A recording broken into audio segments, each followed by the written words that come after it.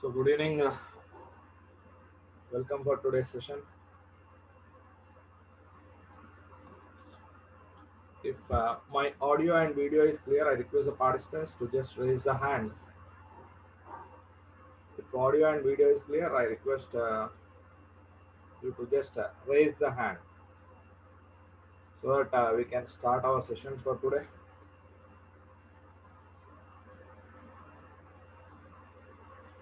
Okay, right, thank you. So in the last class, we are discussing about economic load dispatch. So no, the last topic was economic load dispatch. I will just revise that and then we can go for today's topic.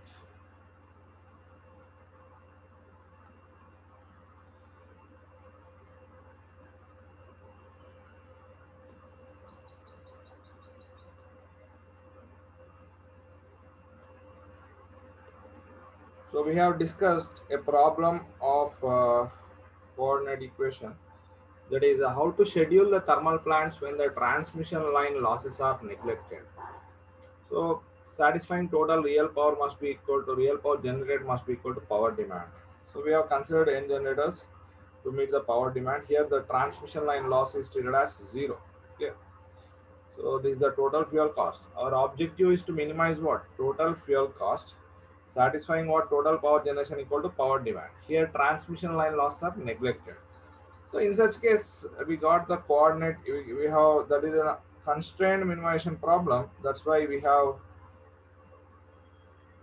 used an optimization technique to solve that. So we have constructed an auxiliary function. We have constructed an auxiliary function which includes the main function which is to be minimized and the constraint that is to be satisfied. So if you differentiate that auxiliary function with respect to power generation, we will get a condition for economic operation. So here what you get, the condition for economic operation as the incremental fuel cost of all the units must be same. So df1 by dpg1 is nothing but what? Incremental cost of the first unit, that must be same as incremental cost of the second unit.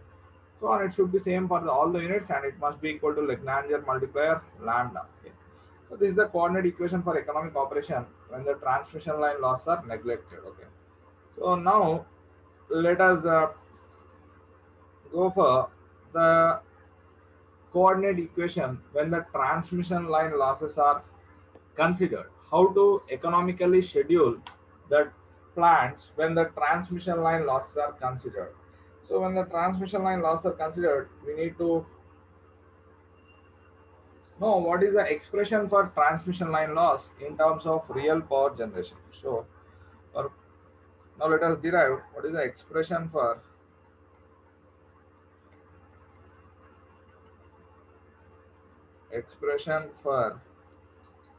transmission line loss in terms of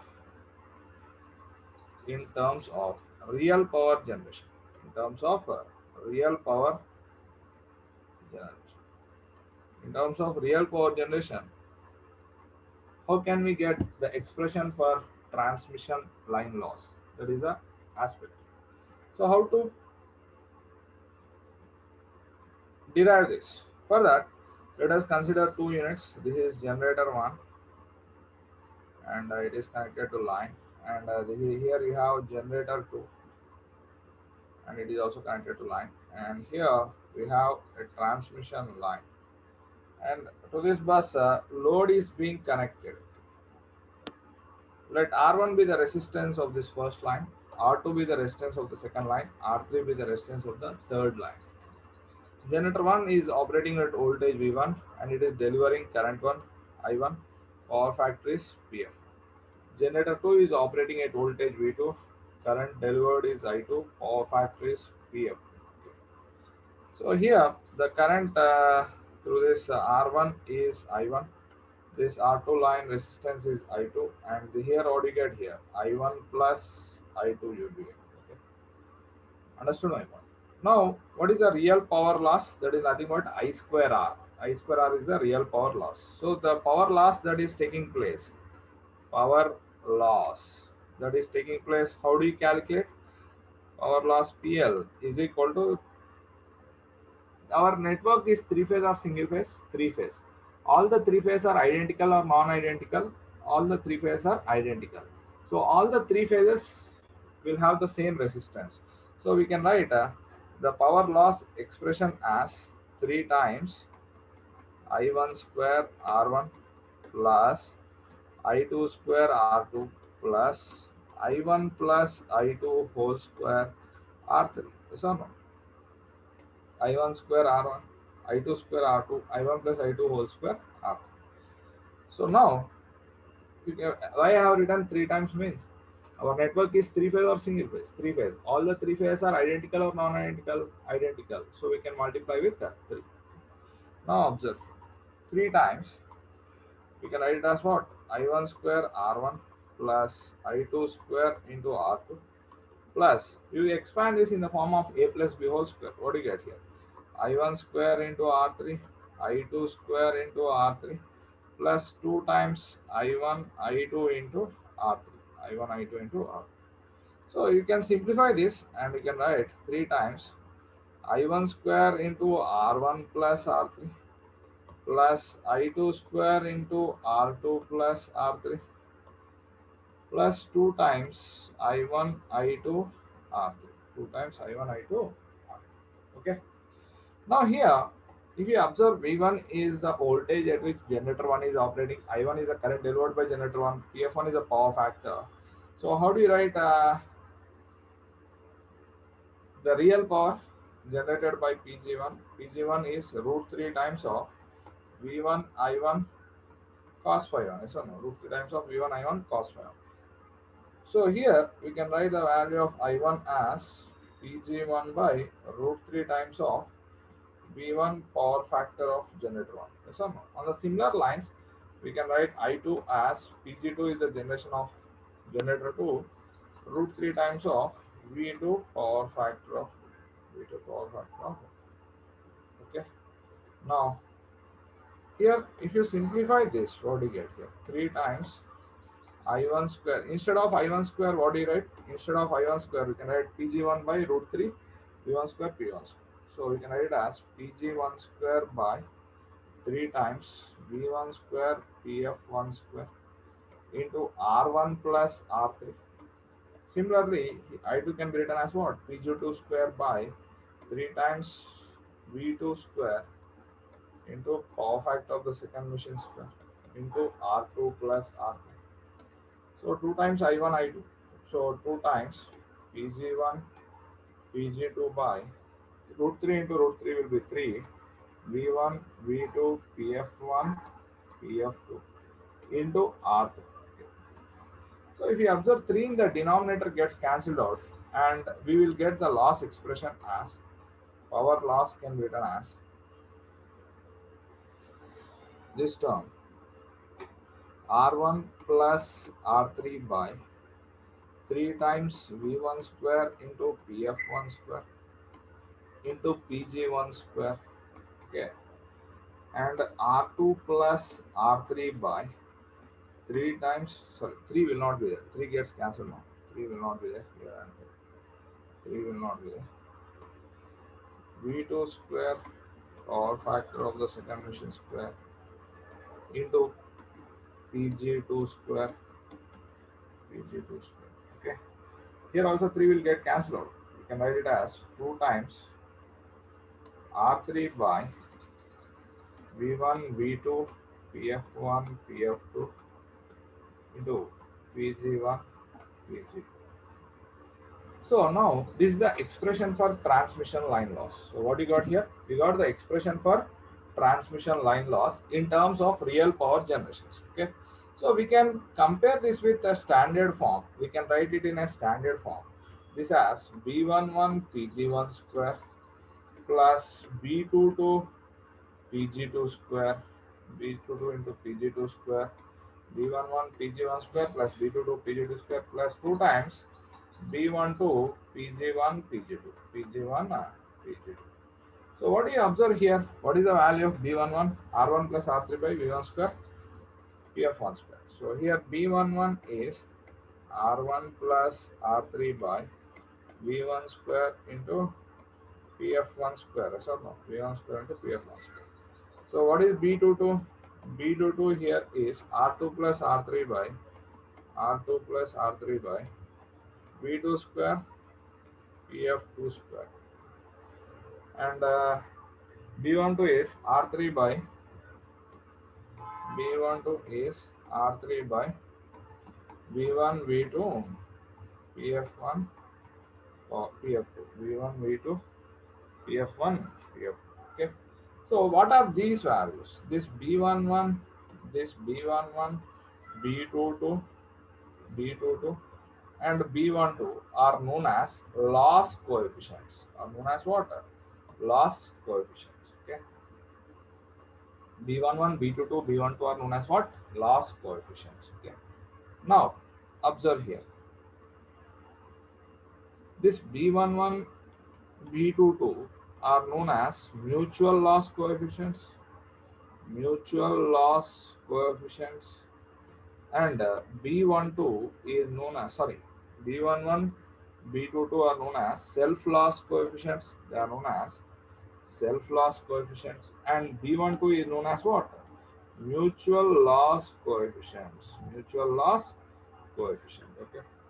Understood my point? So we got the expression for transmission line loss in terms of what? Real power generation. So here what is the power loss that is taking place in the line? That is nothing but I square R loss. I have considered two generators feeding this load. So R1 is the resistance of this line, R2 is the resistance of this line, R3 is the resistance of this line. So what is the total power loss? I square R1, I2 square R2, I1 plus I2 square R2. So if you simplify this, you will get this. We compare this equation with a standard form. We compare this equation with a standard form. So whenever you are comparing with the standard form, you got the loss coefficients B11, B22, B12 are known as what? Loss coefficients. Okay. So B11, B22, B12 are known as loss coefficients. So here B11, B22 are known as self loss coefficients. B12 is known as what? Mutual loss coefficients. Okay. Now we can suppose if there are n units. If there are n units, how can we mathematically write this loss expression? So power loss can be mathematically expressed as sigma I is equal to 1 to m, sigma j is equal to 1 to m, pgi bij pgj. Okay. So if there are n units, here you have only 2 units, you can calculate by using that expression. But if there are n units, how do you calculate the power loss? You can generalize with this expression. Suppose you can cross verify. Take here n is equal to 2. Take here n is equal to 2. So what is the power loss expression that you get? Sigma I is equal to 1 to 2. Sigma j is equal to 1 to 2. Pg1, sorry, Pgi Bij Pgj. Now expand this summation. What do you write? Sigma I is equal to 1 to 2. First expand inner summation. J equal to 1. You substitute Pgi Bi1 Pg1. Next substitute J equal to 2. Pgi Bi2 Pg2. So this inner summation expansion is completed. Now substitute outer summation. Substitute I is equal to 1. Pg1 B11 Pg1 Pg1 B12 Pg2. Okay. Next substitute I equal to 2. Pg2 B21 Pg1 Pg2 B22 Pg2. So now if you simplify this, Pg1 square you can write it as what? Pg1 square into B11. This you can write it as Pg2 square into B22 plus 2 times B12 or B21, both are same. 2 times B12 Pg1 Pg2. So you got the same loss expression or not? You can observe this. This is the loss expression that you got by generalizing this statement, and observe the loss expression that you got here. So that you got the same loss expression or not? Yes. Okay. Now we got the loss. We can generalize this loss expression. We can generalize this loss expression by using this statement. This is very important formula, sir. If there are n units, you can use this loss expression. Or you can also go for matrix representation. We can also represent this loss expression in matrix representation. So how can you represent the matrix loss? PL is equal to PG1, PG2, so on up to PGN. And now consider the last matrix, that is B11, B12, so on up to B1N, B21, B22, so on up to B2N, and BN1, BN2, so on up to BNN, BN1, BN2, so on up to BNN. And here consider the column matrix of generations, PG1, PG2, so on up to PG. Now if you observe here the size, this is what 1 cross n, this is n cross n, this is n cross 1. So finally we're getting 1 cross 1 matrix. So if you observe for n unit system, how many, if there are n units, if there are n units, how many loss coefficients are there? There will be n square loss coefficients. Okay, there will be n square loss coefficients. Okay, important objective type question for n unit system. How many loss coefficients will be there? There will be n square loss coefficients. If there are n units, there will be how many loss coefficients? N square loss coefficients. So here Bij is the loss coefficients. So when I is equal to j, you will get one type of loss coefficients. When I is not equal to j, you will get the other loss coefficients. When I is equal to j, they are known as what? Self loss coefficients. Self loss coefficients. Okay. And when I not equal to j, they are known as what? Mutual loss coefficients. Mutual loss coefficients. Okay. So now these self loss coefficients are strong in magnitude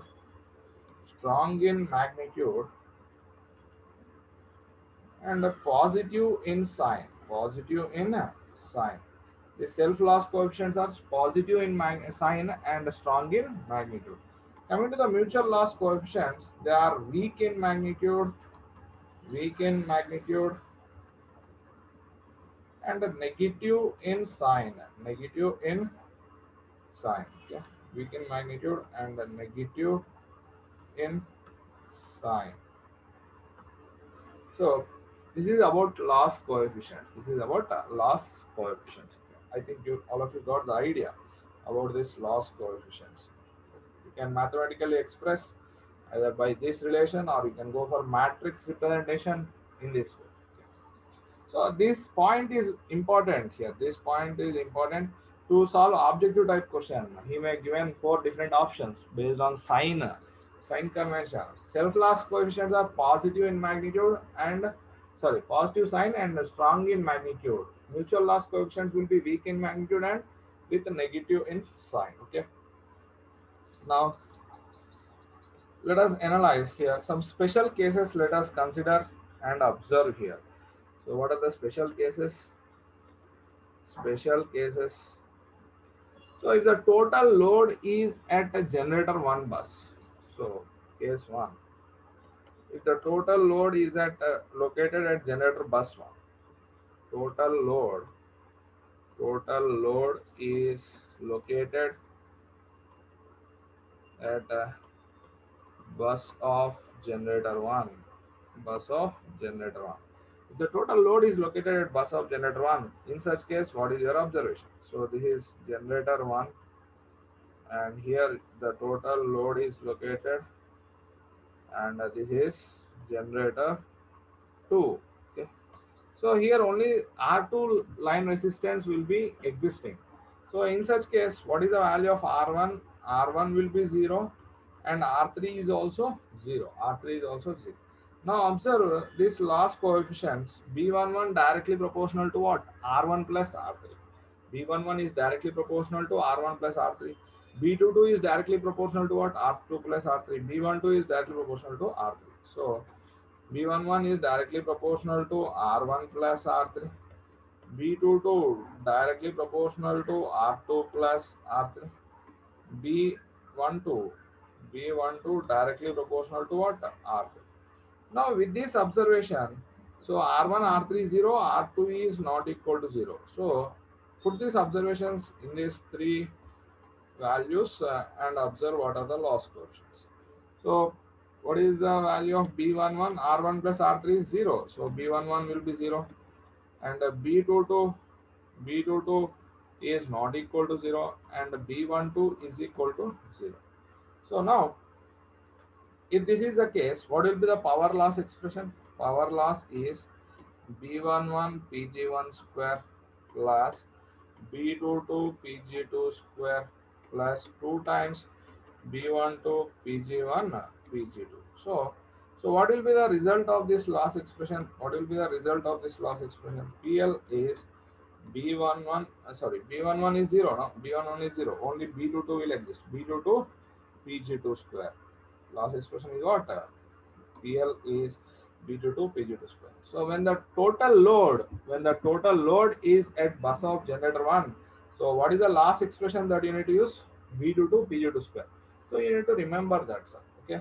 Now here we got PL is B22 Pg2 square. Now what is the unit of this loss value? What is the unit of loss? Unit of power loss, that is in megawatt.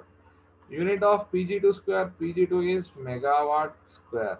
Now what is the unit of this unit of loss coefficient? What will be a unit of loss coefficient? Unit of loss coefficient. Unit of loss coefficient will be what? Bij. Any loss coefficient will have a unit of what, sir? Megawatt inverse. Megawatt inverse, or we can also write per megawatt. Okay. So very important point, sir. Objective type question may be asked. Unit of loss coefficient will be megawatt inverse or per megawatt, because this loss will have a unit of megawatt. This is megawatt square generation. Okay. Total is megawatt inverse will be getting for loss coefficient. So now we have considered one case when the total load is at bus of generator 1. Now in the second case, what you will do? Case 2, what you will do? We will consider total load is placed at bus of generator 2. Okay. Total load is placed at a bus of generator 2. At bus of generator 2. So at generator 2 bus, if the total load is placed, at the generator 2 bus, if the total load is placed, this is generator 1, and this is generator 2, and the total load is placed at bus of generator 2. What happens now? In such case, B11 not equal to 0, because R1 is not equal to 0. Here R1 is not equal to 0, R2 is equal to 0, and R3 is also equal to 0. So B11 is directly proportional to what? R1 plus R3. R1 plus R3. So B11 is not equal to 0. What about B22? B22 is directly proportional to R2 plus R3. So B22 is B22 will be 0, because R2 is 0, R3 is 0. What about B12? B12 directly proportional to what? B12 is directly proportional to what? R3. R3 is 0. So B12 is 0. B12 is 0. Okay. Now observe what is the last expression that is there. PL is B11 Pg1 square plus B22 Pg2 square plus 2 times B12 Pg1 Pg2. So B12 is 0, and B22 is also 0. So what is the last expression that you get here? B11 Pg1 square. B11 Pg1 square. Understood my point? So if the total load is at bus of generator 2, then you need to use this expression. You need to use this expression for calculating what? Power loss. So if the total load is at bus of generator 1, you should use this expression for calculating power loss. So what do you get here? B22 Pg2 square. So when the total load is at bus of generator 2, B11 Pg1 square. Now if the load is in between, so now case 3, if you consider, if load is connected in between generator 1 and generator 2, if load is in between generator 1 and generator 2. If the load is in between generator 1 and generator 2, in such case, how do you get? This is generator 1 and this is resistance 1, the first line, and this is generator 2. Generator 2, R2 is the resistance of this line, and the load is placed here. So how do you calculate the loss? So here R1 is not equal to 0, R1 is not equal to 0, R2 is also not equal to 0, but R3 is equal to 0. So what is the value of B11? B11 directly proportional to what? R1 plus R3.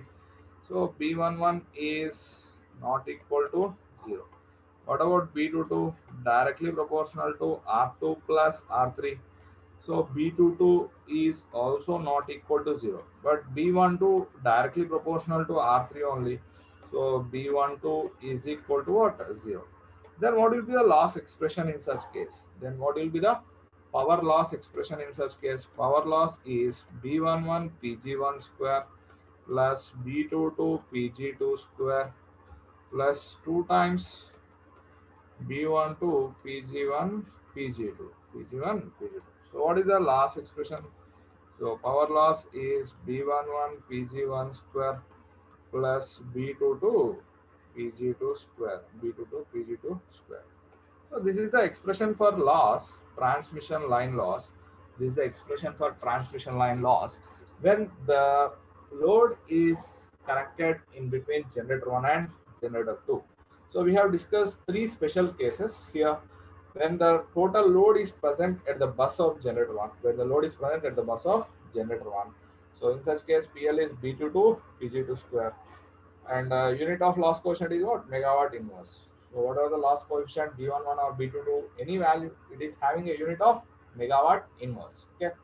And what about the load is at generator 2 bus? PL is B11 Pg1 square. If it is in between generator 1 and generator 2, that is B11 Pg1 square and B22 Pg2 square. So this is about loss expression. So we have derived the expression for transmission line loss. We have derived the expression for transmission line loss in terms of real power generation. We have derived what? Expression for transmission line loss in terms of real power generation. Now what we need to do? Now we need to derive what is the coordinate equation. What is the coordinate equation for economic scheduling when the transmission line losses are considered and coordinated? When the transmission line losses are considered and coordinated. Okay. So what is the problem statement? How can you define the problem statement here? Find the coordinate equation. Find the coordinate equation for economic scheduling when the transmission line, sorry, economic scheduling of thermal power plants, thermal power plants when transmission line losses are, when transmission line losses are considered and coordinated, satisfying total power generation is equal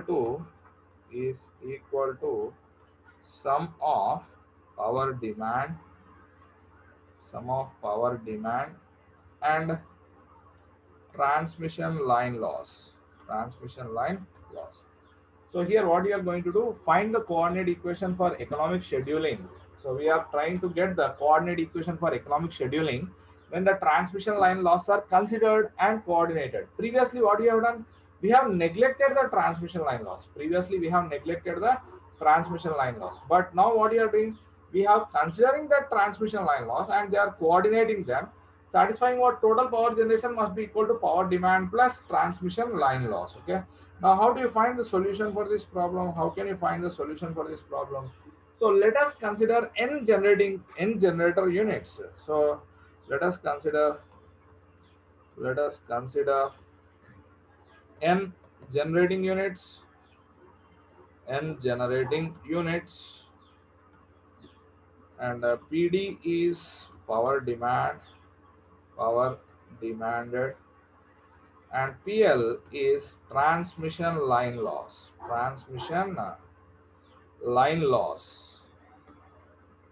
PL is transmission line loss. So how do you calculate the value of PL? PL is sigma I is equal to 1 to n, sigma j is equal to 1 to n, PGI, Bij, PGJ. So this is the expression for transmission line loss. Okay. Now,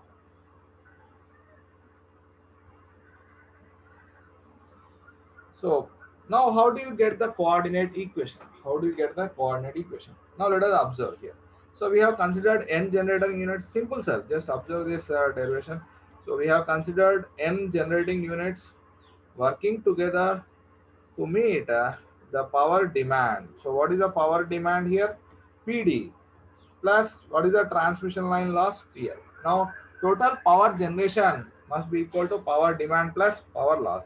So let Pg1 be the generation of the first unit, Pg2 be the generation of the second unit, Pgi is the generation of ith unit, Pgn is the generation of nth unit. And the fuel cost of the first generator be F1, and the fuel cost of the second generator is F2. Fuel cost of the ith generator be Fi, and nth generator is Fn. Nth generator is Fn. Okay. Now let us observe here. Let us observe. What is the total fuel cost? Total fuel cost. Total fuel cost Ft will be equal to what? The sum of the fuel costs of all the units. Ft is the total fuel cost. That will be equal to what? The sum of the fuel costs of all the units. That is F1 plus F2, so on up to Fn. So on up to Fn. That is the total fuel cost. So how can you write the total fuel cost using summation? Ft can be written as sigma I is equal to 1 to n Fi. Sigma I is equal to 1 to n Fi. Our objective is to what? Minimize the total fuel cost. Here what you are doing? Coordinate equation for economic scheduling. Economic means we should reduce the fuel cost. Okay. So our objective is to minimize the fuel cost. This is the objective, to minimize the fuel cost. So only minimizing the fuel cost, or any condition must be satisfied. Condition must be satisfied. What is the condition that must be satisfied? Total power generation should be equal to what? Power demand plus power loss. That condition must be satisfied. So what is the total power generation? What is the total power generation? So what is the total power generation, sir, here? Pgt is equal to Pg1 plus Pg2 plus 1 up to Pgn. Okay. Pgt is equal to sigma I is equal to 1 to n Pgi. Sigma I is equal to 1 to n Pgi. This is the total power generation. Okay. So now what is the condition that must be satisfied? Total power generation must be equal to power demand plus power loss. So PD plus PL must be equal to what? Total power generation. That is sigma I is equal to 1 to n Pgi. We need to satisfy this equation 2. We need to satisfy this equation 2, and this is nothing but the condition. This is nothing but the condition that must be satisfied, and we need to minimize equation 1. So is it a constrained minimization problem or unconstrained minimization problem? Is it a constrained minimization problem or unconstrained minimization problem? So condition must be satisfied and objective is to be minimized. So it is a constrained minimization problem. So it is a constrained minimization problem. So how to solve this constrained minimization problem? We need to use the optimization technique. Okay. So our objective is our objective is to sorry,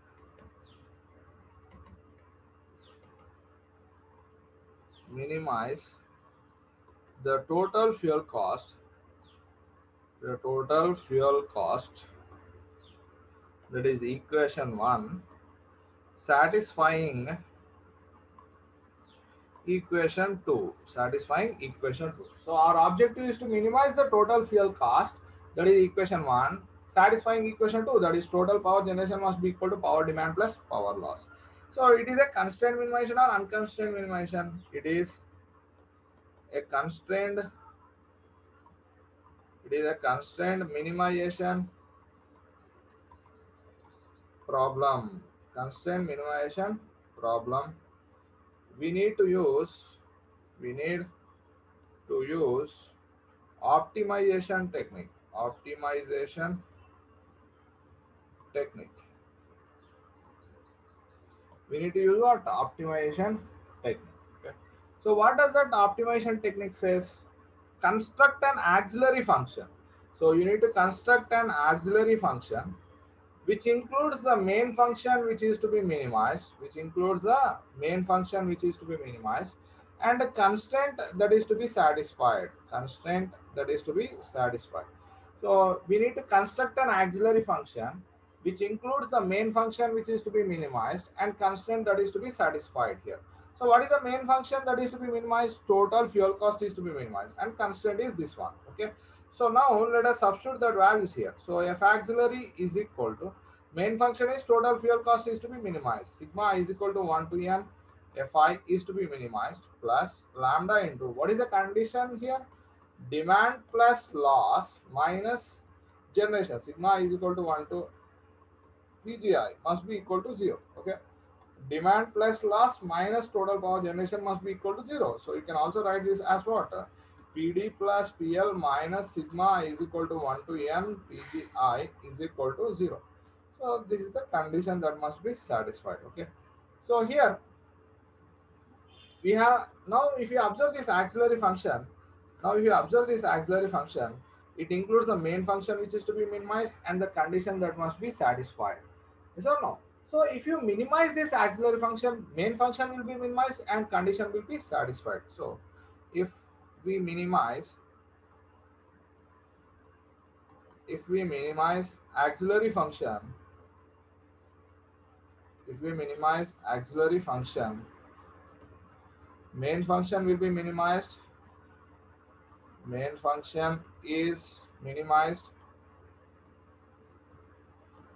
and condition is satisfied. Yes or no? If you minimize the auxiliary function, the main function will be minimized and condition is also satisfied. So now what is the auxiliary? How do you minimize that? Differentiate the auxiliary function. With respect to power generation and equal to 0. Differentiate the, that is in mathematics we'll be learning no how to find the minimum and maximum value. So what do you need to do here? We need to differentiate dou f auxiliary by dou PGI and equal to 0. We are going for partial differentiation because there are n units. Fuel cost of that particular unit will be influenced by the generation of that particular generator. That's all. Okay. Now let us substitute here dou by dou PGI of, what is the auxiliary function? Sigma I is equal to 1 to n Fi plus lambda into power demand plus power loss minus total power generation. Sigma I is equal to 1 to n PGI, okay, equal to 0. Now observe here, the ith unit fuel cost will be influenced by that particular generation only. F1 will influence PG1 only. F2 is influenced by PG2 only. F1 will not influence PG2. So while you are differentiating with respect to ith generation, remaining all are to be treated as constant. Okay. So dou by dou PGI of, expand this, F1 plus F2 so on up to Fi so on up to Fn. Okay. Plus lambda into dou PD by dou PGI plus dou PL by dou PGI minus dou by dou PGI of PG1 plus PG2 so on up to PGI plus so on up to PGN, so equal to 0. Okay. Now ith unit will have ith unit influence only. Remaining units are treated as constant. So what do you get here? Dou Fi by dou PGI plus lambda. While scheduling, demand is treated as constant. So demand constant differentiation is 0. plus dou PL by dou PGI minus, so what do you get here, dou PGI by dou PGI equal to 0. Okay, so you got this equation. Understood my point? So if you simplify this, what do you get here? Dou Fi by dou PGI is equal to lambda into 1 minus dou PL by dou PGI. 1 by 1 minus dou PL by dou PGI. So I have taken this term on the other side. Okay. Now we can write this equation as what? dFi by dou PGI, dou Fi by dou PGI into 1 by 1 minus dou PL by dou PGI equal to lambda. So this is the coordinate equation for economic scheduling. This is the coordinate equation for economic scheduling of plants when transmission line losses are considered and coordinated. When the transmission line losses are considered and coordinated, this is the coordinate equation. So you can rewrite this as dou Fi by dou PGI into Li is equal to lambda. Into Li is equal to lambda. See here I have written this Li value as 1 by 1 minus dou PL by dou PGI. This is known as penalty factor.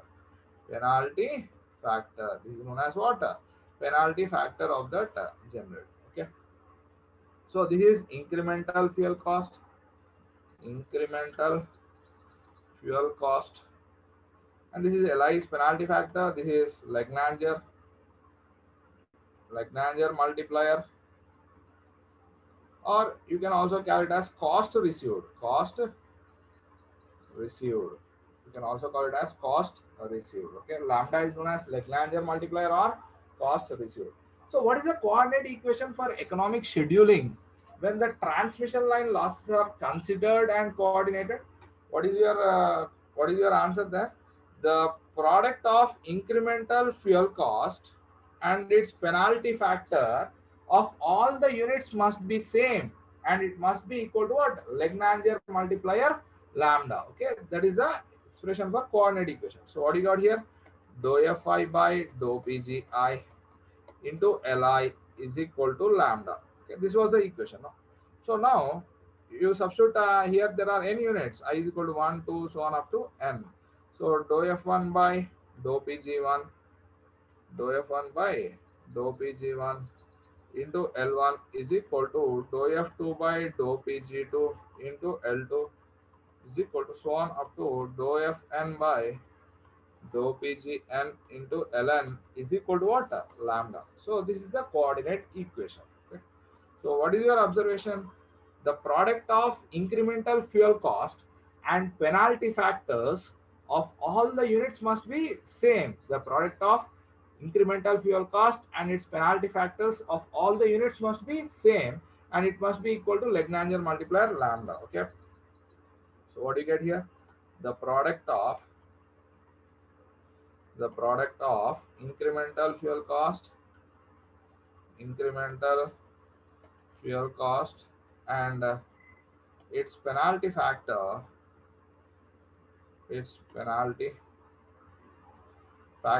of all the units must be same, and it must be equal to lambda, and it must be equal to lambda. What is the unit of lambda? Rupees per megawatt hour, or cost received, or Lagrange multiplier. Okay. So here we have formulated the coordinate equation for economic scheduling when the transmission line losses are considered and coordinated. Okay. Just a minute. Sir.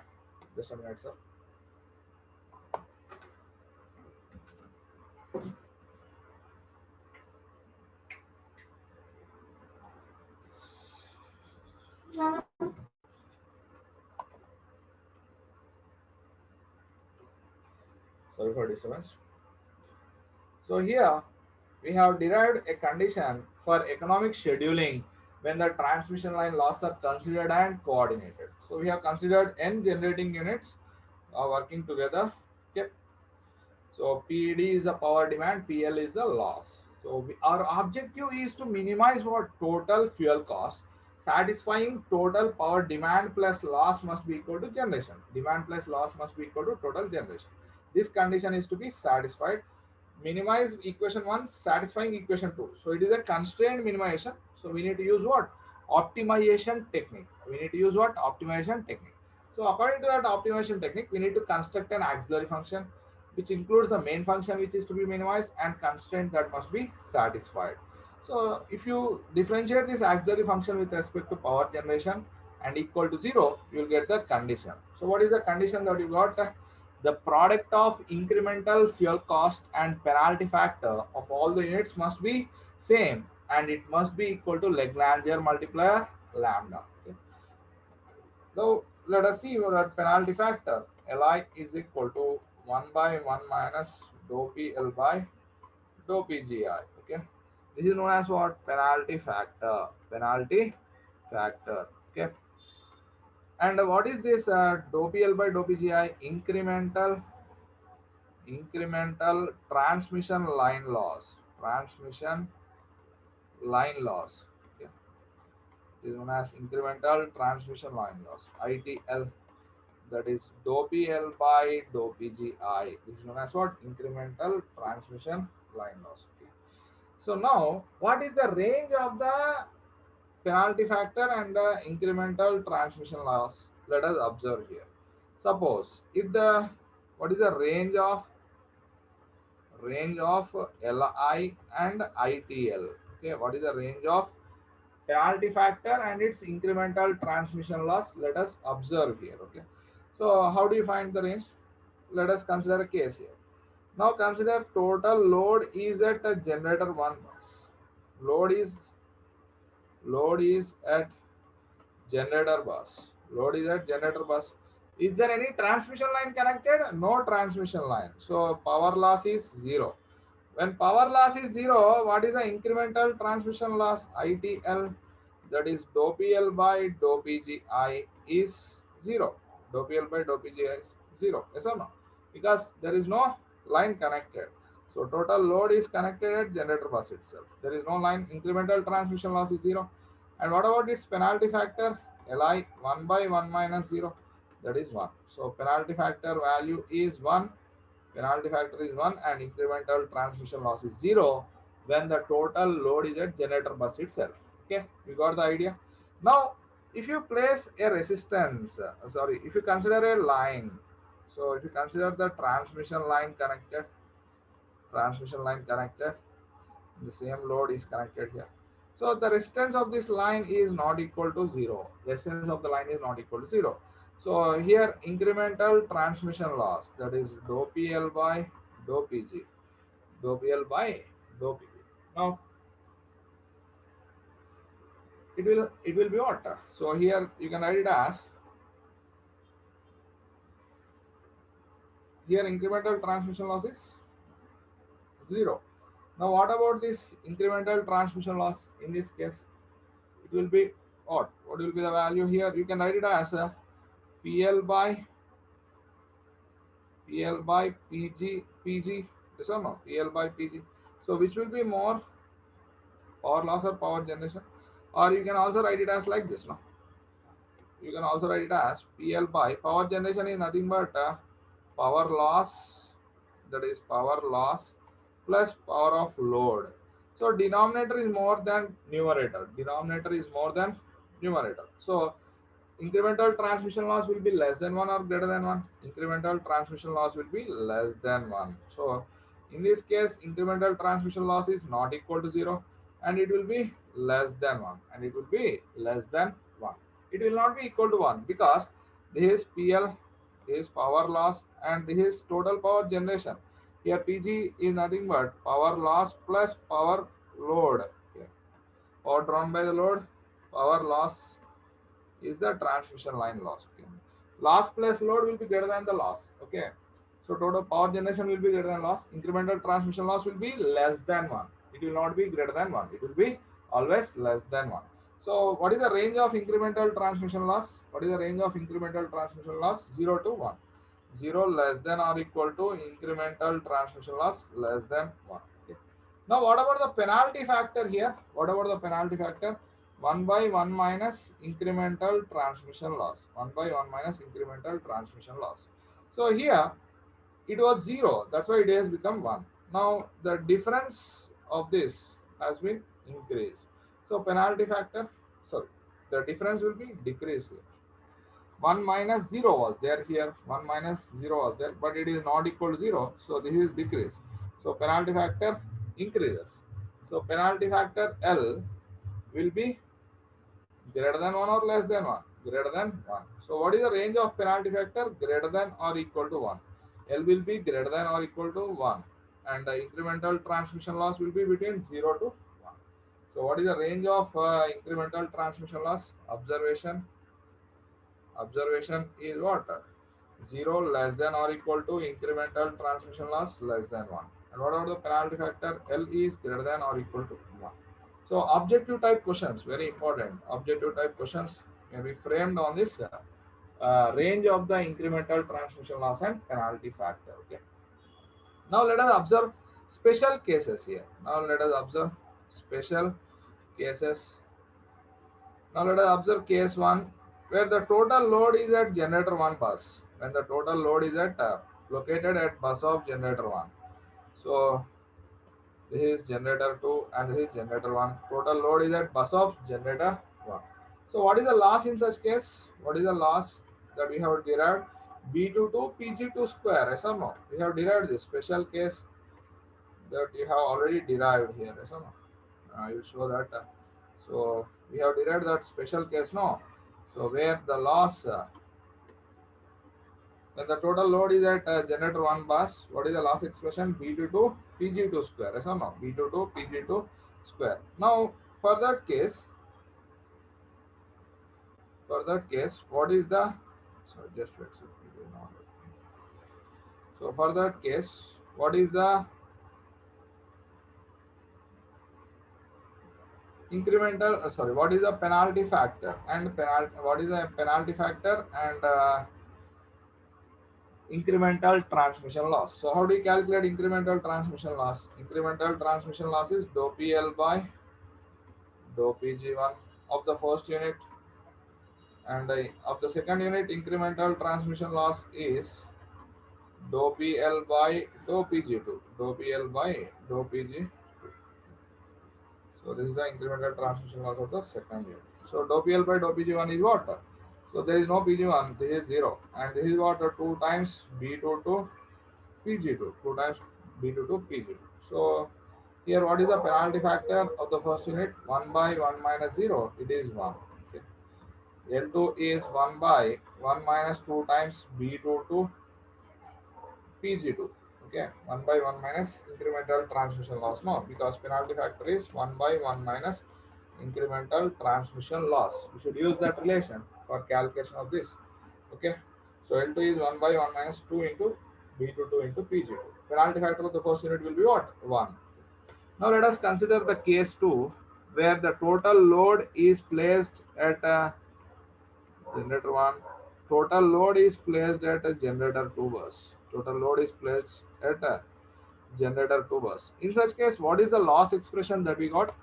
What is the power loss expression that we got? B11 Pg1 square. Okay. What is the incremental transmission loss of the first unit? What is the incremental transmission loss of the second unit? First unit will be what? Dou PL by dou Pg1. Dou PL by dou Pg1. So 1 by, sorry, dou PL by dou Pg1. How much do you get? 2 times B11 Pg1. Dou PL by dou Pg2. So what do you get here? Differentiate that, it will be 0. So what is the penalty factor here? The first unit, L1 is 1 by 1 minus 2 times B11 Pg1. What is the penalty factor of the second unit? L2 is 1 by 1 minus 0, that is 1. So L2 will have the penalty factor of 1, and this is the penalty factor of the second. I think all of you got the idea of L2 and L1, yes or no? Now let us go for the case 3. Case 3. In case 1, what you have considered? Total load is at generator 1 bus. In case 2, what you have considered?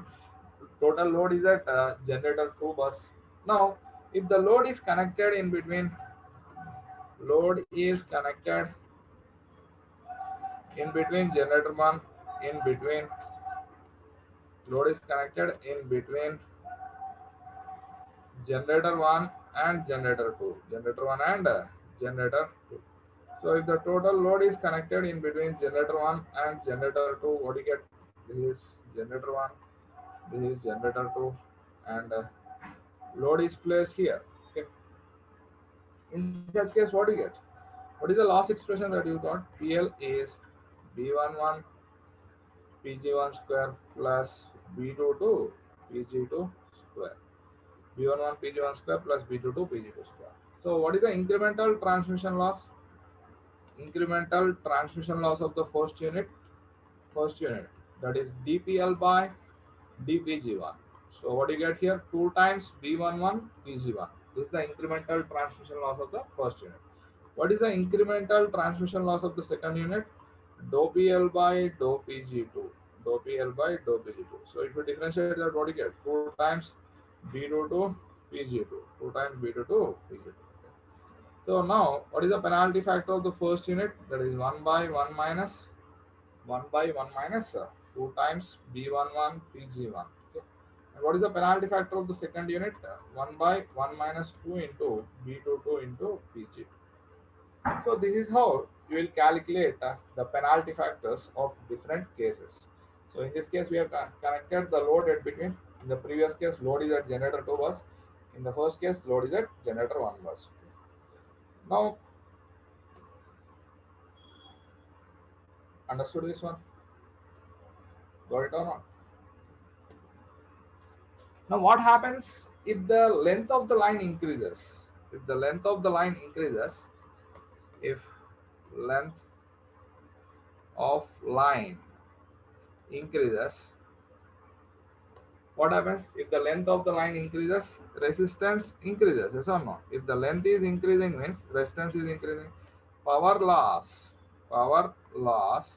increases. Power loss PL is increasing. Power loss PL increases. If power loss is increasing, what is the incremental transmission loss? Incremental transmission loss increases, yes or no? Dou PL by dou PG. Incremental transmission loss increases. And what about penalty factor? That is 1 by 1 minus incremental transmission loss. 1 by 1 minus incremental transmission loss. This will be decreasing. So penalty factor increases. Penalty factor increases. So if the length of the line increases, its penalty factor will be increased or decreased? Increased. Penalty factor will be increased with increase in length of the line. Objective type question may be asked like this. What happens if the length of the line increases? If the length of the transmission line increases, its penalty factor increases or decreases? Its penalty factor will be increased. Understand my point? So, our incremental transmission loss also increases. Incremental transmission loss increases, its penalty factor also increases. So that is the common analysis that you can do. Now I will give three observations. Which are very useful for problem calculations. Observe this carefully. Observe this carefully. So what is the coordinate equation? Coordinate equation when transmission line losses are transmission line losses when transmission line losses are neglected. These are the three important cases, sir. This is case 1. When the transmission line loss are neglected, what is the coordinate equation? What is the coordinate equation? df1 by dpg1 must be equal to df2 by dpg2 equal to so on. dfn by dpgn must be equal to lambda. Okay. And here total power generation Pg1, Pg2, so on up to Pgn must be equal to what? Power demand. Here loss are neglected. PL is equal to what? 0. Transmission line loss equal to 0. So this was derivation that you have done. Now let us observe case 2. In case 2, what you will do? What is the coordinate equation when the transmission line loss are considered and coordinated? Okay. So coordinate equation when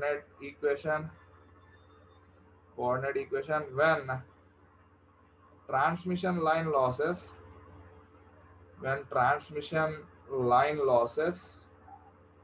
are considered and coordinated. So what is the coordinate equation when the transmission line losses are considered and coordinated? So in such case, what will be the coordinate equations, sir? Any idea? The product of incremental fuel cost, df1 by dpg1 into its penalty factor of all the units must be same, df2 by dpg2 into L2 of all the units must be same, dfn by dpgn into ln must be equal to lambda. Unit will be what? Rupees per megawatt hour. Rupees per megawatt hour. Okay. So this is the coordinate equation when the transmission line losses are considered and coordinated. And what condition that must be satisfied here? Pg1 plus Pg2 so on up to Pgn must be equal to what? Power demand plus power loss. Satisfying this condition, that will be the coordinate equation. I think all of you got this. These two we have derived and proved. There is the third case, which is a special case. If it is given that the transmission line losses are considered but not coordinated. Transmission line losses are considered but not coordinated. So when the transmission line losses are considered and coordinated, what will be your observation? Case 3, if you consider, so what is the coordinate equation? Coordinate equation when transmission line losses, when transmission line losses are considered but not coordinated. So here the transmission line losses are to be considered. Considered means total power generation Pg1 plus Pg2 so on up to Pgn must be equal to power demand plus power loss. So this is the condition that must be satisfied. And that should not be coordinated. You should include but you should not coordinate. Coordinate means df1 by dpg1 equal to df2 by dpg2 so on up to dfn by dpgn is equal to lambda rupees per megawatt hour. So this is the coordinate equation when the transmission line losses are considered but not coordinated. Okay. So observe these three different variations here. So first case, the transmission line losses are neglected. Then this is a coordinate equation and this is a condition that must be satisfied. Is it practical or not? This is not practical. Not practical because losses will be there. Transmission load and generator are not at the same places. No, losses will be there, but here we are treating loss as zero. Okay, that is not the practical case. Second case, if you observe losses are considered and coordinated, this will be the practical case. This is a practical approach. Okay, and third one, losses are considered but not coordinated. This is not practical. Not practical. So this is how you need to go for scheduling. This is how you need to go for scheduling. Now, let us see some problems from the CRO. Theoretical input is given. Now we need to go for mathematical analysis.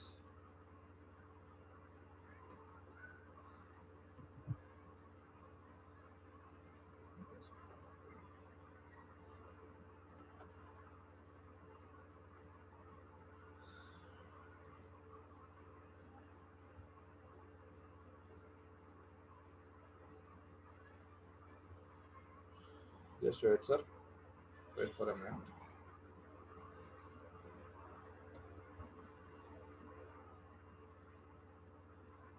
Okay, right.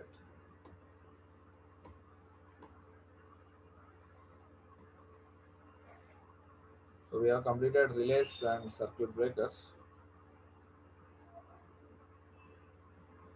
Now, observe this problem. Observe this problem number 13. Observe this problem number 13. I think all of you are getting the screen on your laptop or computer, whatever you can. Here, observe this problem, sir. DC1 by dP1 is given as 0.15 P1 plus 150. DC2 by dV2 is 0.25 P2 plus 175.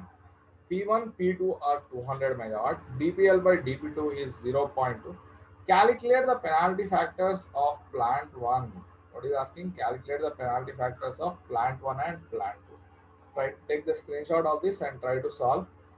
Try to solve this question. What is asking here? He has given the incremental cost of 2 units and power generation is also given. So how do you calculate? Observe this. This is a very important problem. So how do you solve? I'm going for our workbook solution. There is problem number 13. The CRO. So CRO classroom objectives. Problem number 13, sir. 13th problem. What he has given? The DC1 by DP1 is DC1 by DP1. That is incremental cost of the first unit is 0.15 P1 plus 150. 0.15 P1 plus 150 given. And DC2 by DP2 is 0.25 P2. DC2 by DP2 is 0.25 P2. 0.25 P2 plus 175. That is given. And P1 P2 is equal to 200 megawatt. Generations given. P1 is equal to 200. P2 is also equal to 200 megawatt given. And what is DPL by DP2 is 0.2. DPL by DP2. DP2 is given as 0.2. DPL by DP2 is given as 0.2. What is asking to calculate? What is asking to calculate? The penalty factors of the first unit is how much? Penalty factor of the second unit is how much? So how do we calculate the penalty factors of these two units? How do we calculate the penalty factors of these two units? Any idea how to calculate the penalty factors? Any idea, sir? How do we calculate? L1 is 1 by 1 minus dpl by dp1. Okay, dpl by L2 is 1 by 1 minus dpl by dp2. So here dpl by dp1 is not given in the question. Dpl by dp1 is not given in the question, but you cannot solve L1. But what about L2? You can solve. No, L2 is 1 by dpl by dp2. That is 0.2. That is 1 by 0.8. How much? What is the penalty factor of the second unit? Anyone try to solve and post the answer? Try to solve and post the answer. So try to solve and post the answer. What is L2? L2 is how much? 1.25. L2 is 1.25. Okay. Now, what about L1? dpl by dp1 is not given. Don't think that data is not given. So use the coordinate equation. Use the coordinate equation. What is the coordinate equation?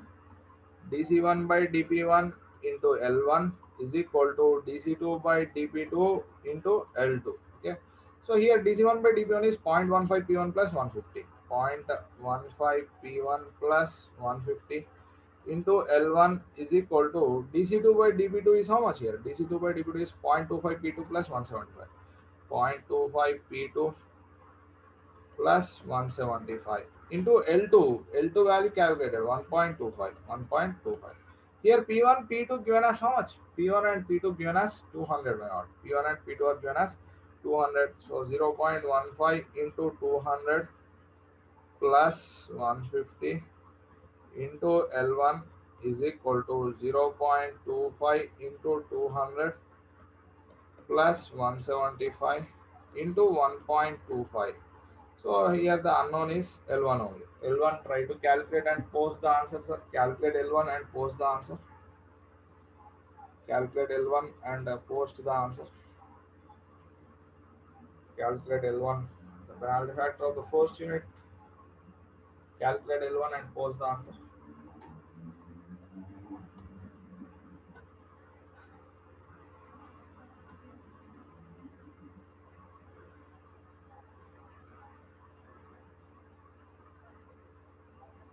So calculate L1, sir.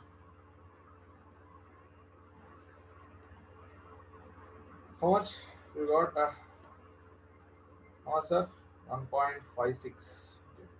So the penalty factor of the first unit is 1.56.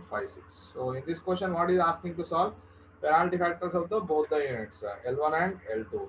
He has given incremental cost of the first unit, incremental cost of the second unit, power generations of first unit and second unit, and the incremental transmission loss of the second unit. You ask you to calculate the penalty factors of the first unit and second unit. So this is the procedure to solve. And I think all of you got the idea how to solve. Okay. Now let us look at the another problem. Look at this 13th problem completed. Now try to solve this problem number 12 on your own. Try to solve this problem number 12. Try to solve this problem number 12, sir. Problem number 12 you try to solve. In a two plant system, load is placed at plant 2.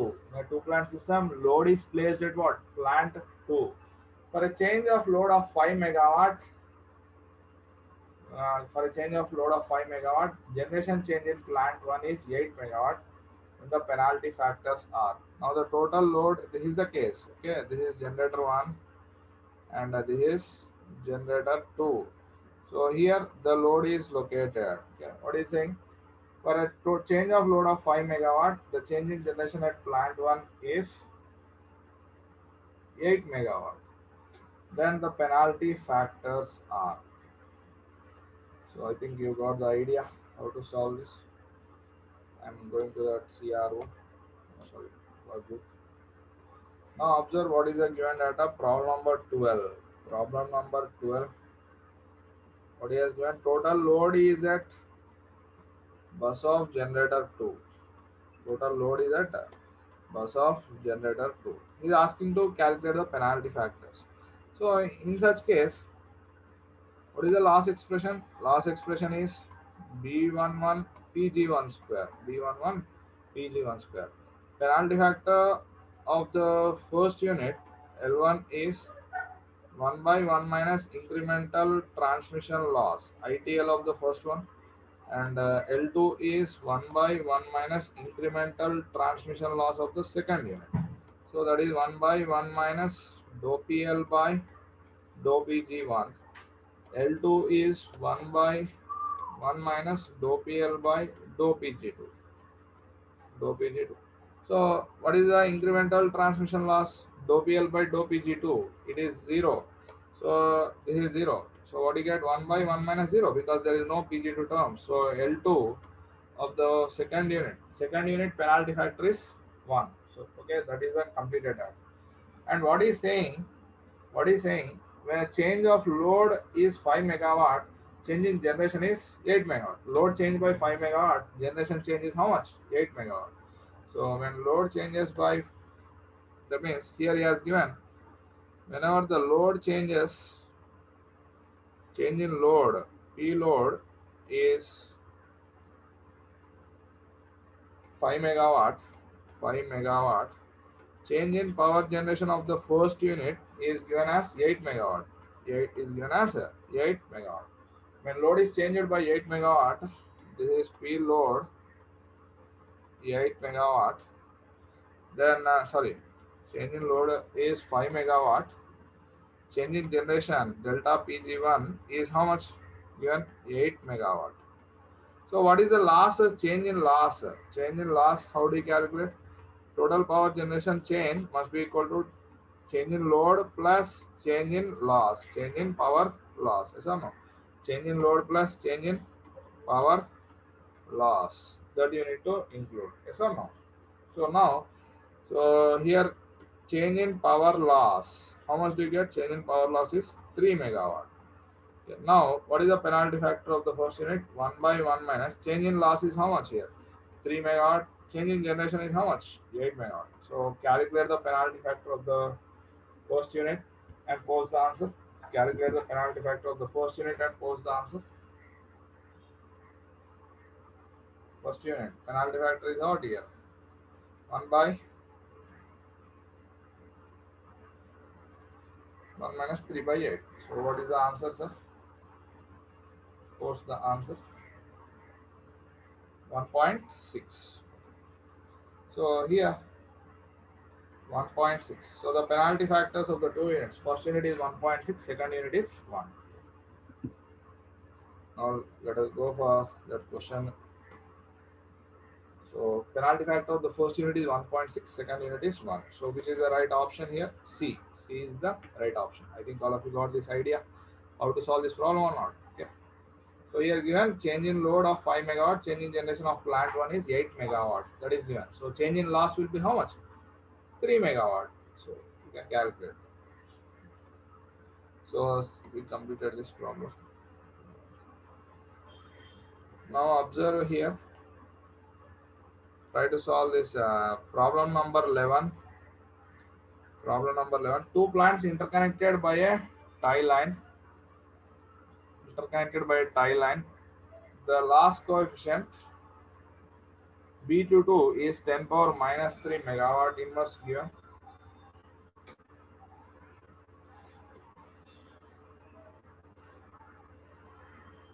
Ten power minus 3 megawatt inverse. Power is being economically dispatched. Plant 1 here B22 is given as 10 power minus 3 megawatt inverse given. Power is being dispatched economically. Plant 1 generation P1 is 125, P2 is 100. P2 is 100. The penalty factors of plant 1 and plant 2 respectively are. So here he has shown this is wrong. Question is wrongly given here. Question is wrongly given. So here this is not the load.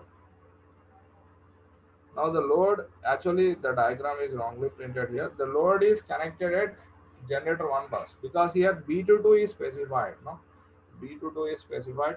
Total load is at generator 1 bus. Okay. So this is wrongly given here. Just remove this. So this is the actual question.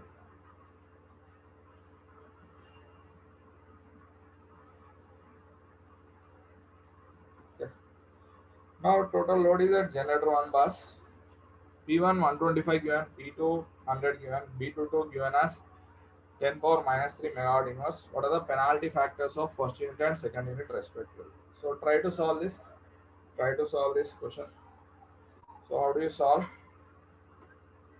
Problem number 11.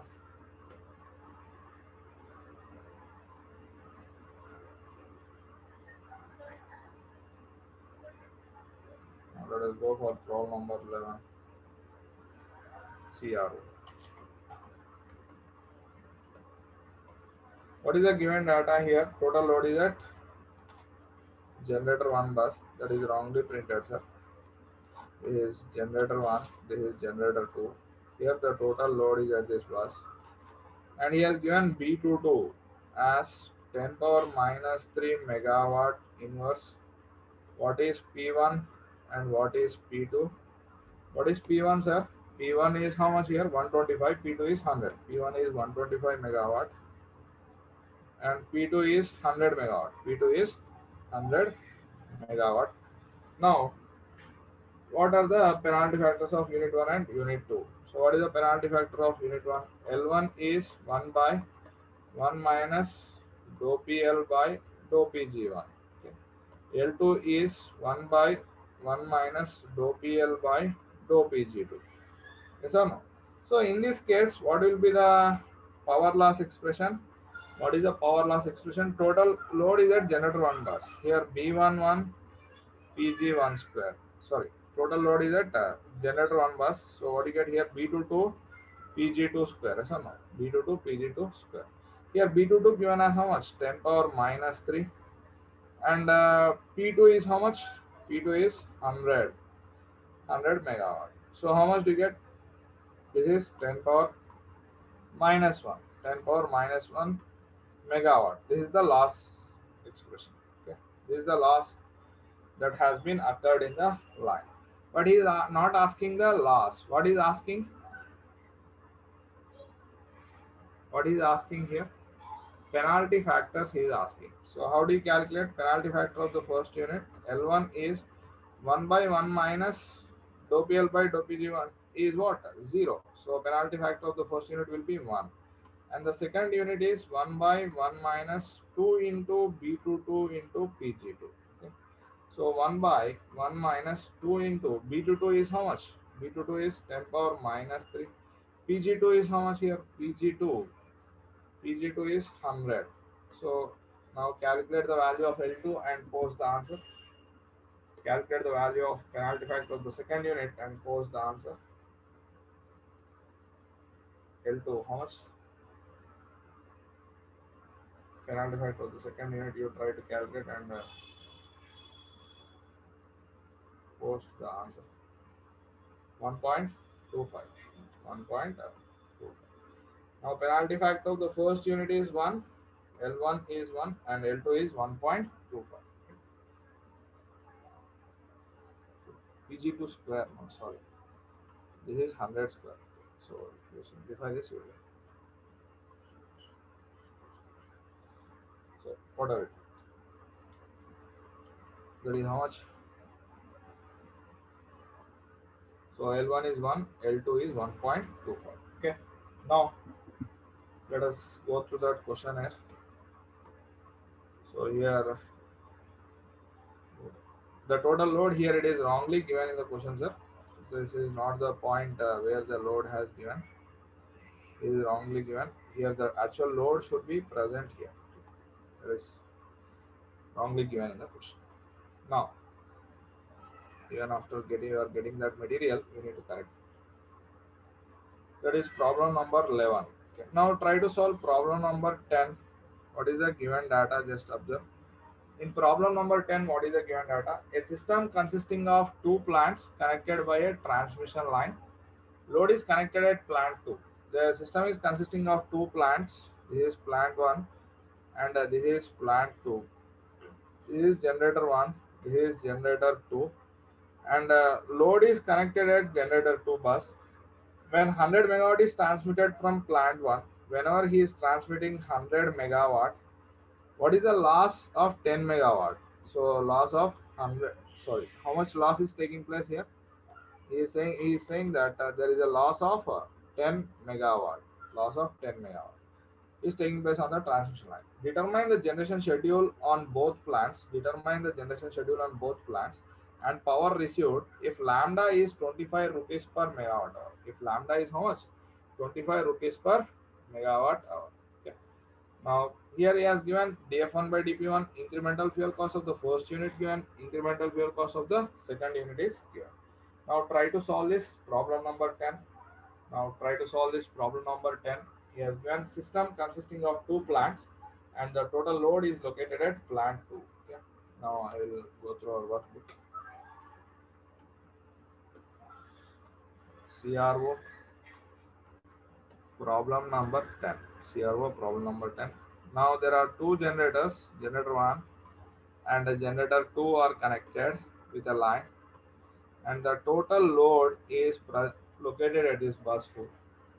And he has given that increment df1 by dp1 is df1 by dp1 is given as 0.01 p1 plus 17, 0.01 p1 plus 17, and df2 by dp2 is 0.06 p2, df2 by dp2 is 0.06 p2, 0.06 p2 plus 19 plus 19. Okay. Now what is the lambda value given? Lambda is given as 25 rupees per megawatt hour. So in such case, what is the last expression? What is the last expression here? PL will be B11 PG1 square because total load is at what? Generator 2 bus. Total load is at generator 2 bus.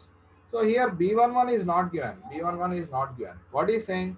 When a power of 100 megawatt is transmitted from generator 1, loss is how much? So whenever he is transmitting 100 megawatt from generator 1, what is the loss that is taking place? 10 megawatt loss is taking place. How much loss is taking place? 10 megawatt loss is taking place. So how do you calculate now? So PL is 10. We need to calculate B11. What is PG1 here? 100 square. So what is B11 now? 10 by 100 square. So how much we get? 10 by 100 into 100. So this will get cancelled. So we can write it as 1 by 1000 or 10 power minus 3. So B11 is how much here? B11 is 10 power minus 3. Understood my point?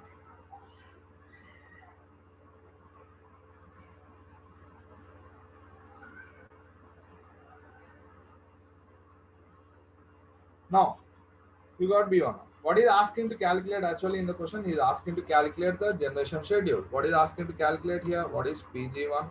How much? And PG2 is how much? PG1 and PG2 is asking to calculate. So how do you calculate PG1 and PG2 here? PG1 and PG2. Use the coordinate equation. Coordinate equation. So what will be the coordinate equation, sir?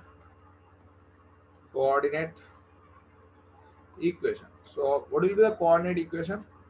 df1 by dpg1 into L1 is equal to df2 by dpg2 into L2 is equal to lambda. Yes or no?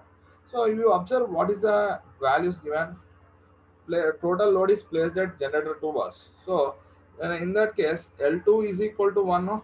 As total load is at generator 2 bus, we have analyzed that special case. No? Total load is at generator 2 bus, L2 is equal to 1. So what we get here, df2 by dpg2 into L2 is equal to lambda. So L2 is 1, so df2 by dpg2 is equal to lambda. Now here df2 by dpg2 given as what? 0.06 p2 plus 19. 0.06 p2 plus 19. Lambda value given as how much? 25. Lambda is equal to 25. So what is the value of p2 that you will get? What is the value of p2 that you will get?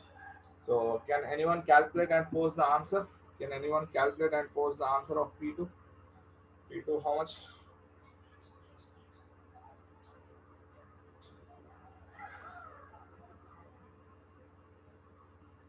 P2 how much, sir? Can anyone calculate and post the answer of P2? How much? 100. P2 is 100. Okay. Now here P2 is 100 megawatt. You got P2 is 100 megawatt. But what about PG1? So df1 by dpg1 into L1 should be equal to lambda. So here L1 how do you calculate? L1 how do you calculate? So df1 by dpg1 given as how much? 0.01 p1 into 70. 0.01 p1 plus 70. 0.01 p1 plus 70. L1 is 1 by 1 minus dpl by dpg1. dpl by dpg1. That is how much? dpl by dpg1 is 2 times b11 into pg1 is equal to 25. So 0.01 P1 plus 17 is equal to 25 into this. We take it on the other side. 2 into B11 already calculated. How much? B11 is 2 into 10 power minus 3 into PG1 into PG1. PG1 or P1 both are same. So otherwise, okay, you can write it as PG1 or P1 both are same. So what is the value of PG1 that you get here? So try to solve the PG1 from this. PG1 or P1 both are same value. So try to solve the value of PG1 and post the answer. Try to solve the value of PG1 and post the answer. Solve the PG1 from this. Only unknown is PG1, no? So here already we have calculated B11. No? B11 you calculated is 10 power minus. PG1 how much? Calculated. Post the answer. PG1 how much?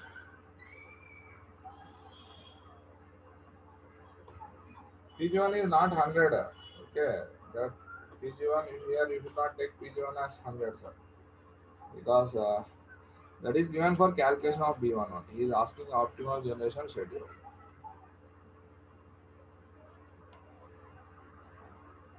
How much, sir? PG1, post the answer.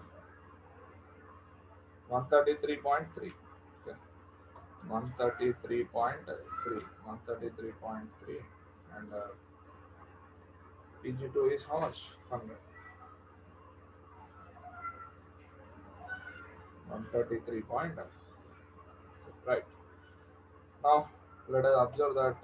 So, 10th question. P1 is 133.3.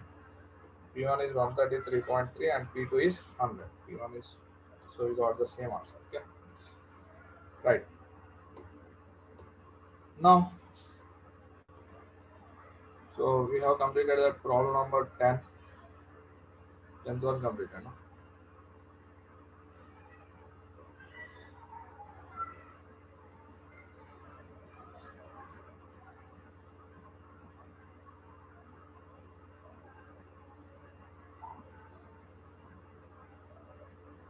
Two bus system shown in the below. Plant 1 loss of 10 megawatt. Now observe this problem number line, sir. Problem number. Now observe this problem number 9 given in the question.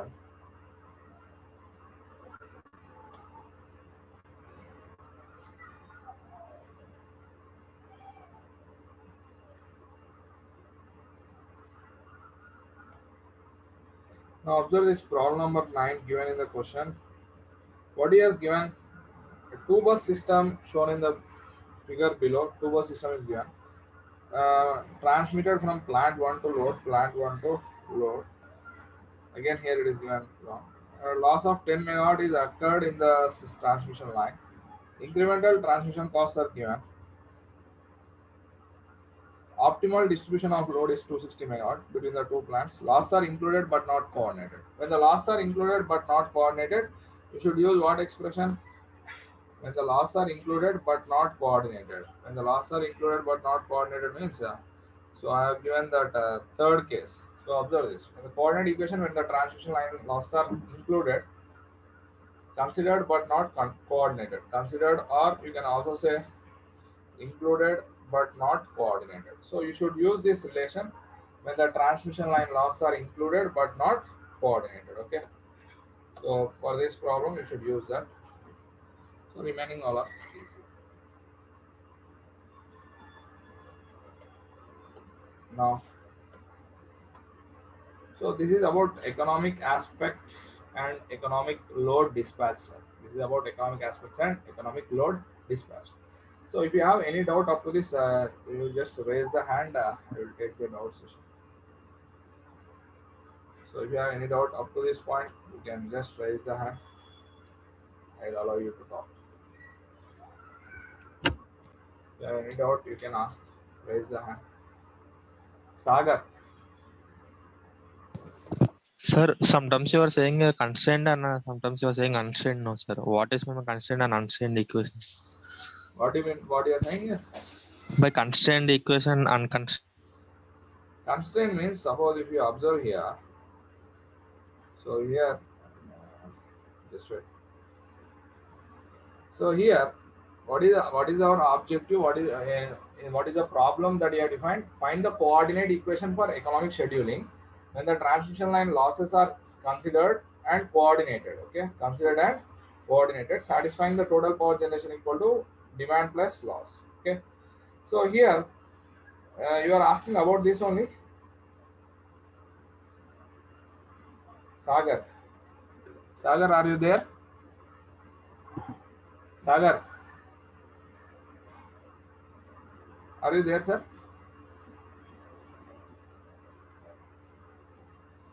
So here the transmission line losses are to be included and coordinated. So included means demand plus loss must be equal to generation. Here you have included and you are also coordinating in the equation. Coordinating in the equation. Here in terms of penalty factor you are coordinating. Okay. So whenever you are not coordinating, you should not consider the penalty factor. Okay. And your doubt maybe here constraint means this equation is to be minimized and this is to be satisfied. That's why we'll say it as constraint minimization problem. Got it? Vishnu Ajit. Sir, this is regarding the classroom practice question 10, sir. Okay. That they asked one more part, that power received by the load, sir. That what Power is it? received by the load, how do you calculate? Where it is? Problem number? 10, sir.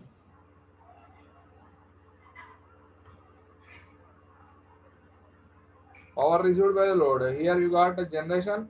PG1, PG2 values you have calculated, no? Yes, sir.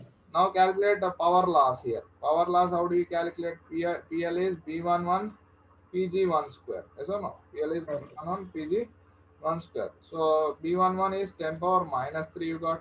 Pg1 is how much here? That you calculated 133.3. Okay. So you got power loss. Okay. This is loss, not load. So how much do you get? That's 0.133. 0.1333. So whatever it may be, you will get the power loss, no? So how do you get the demand?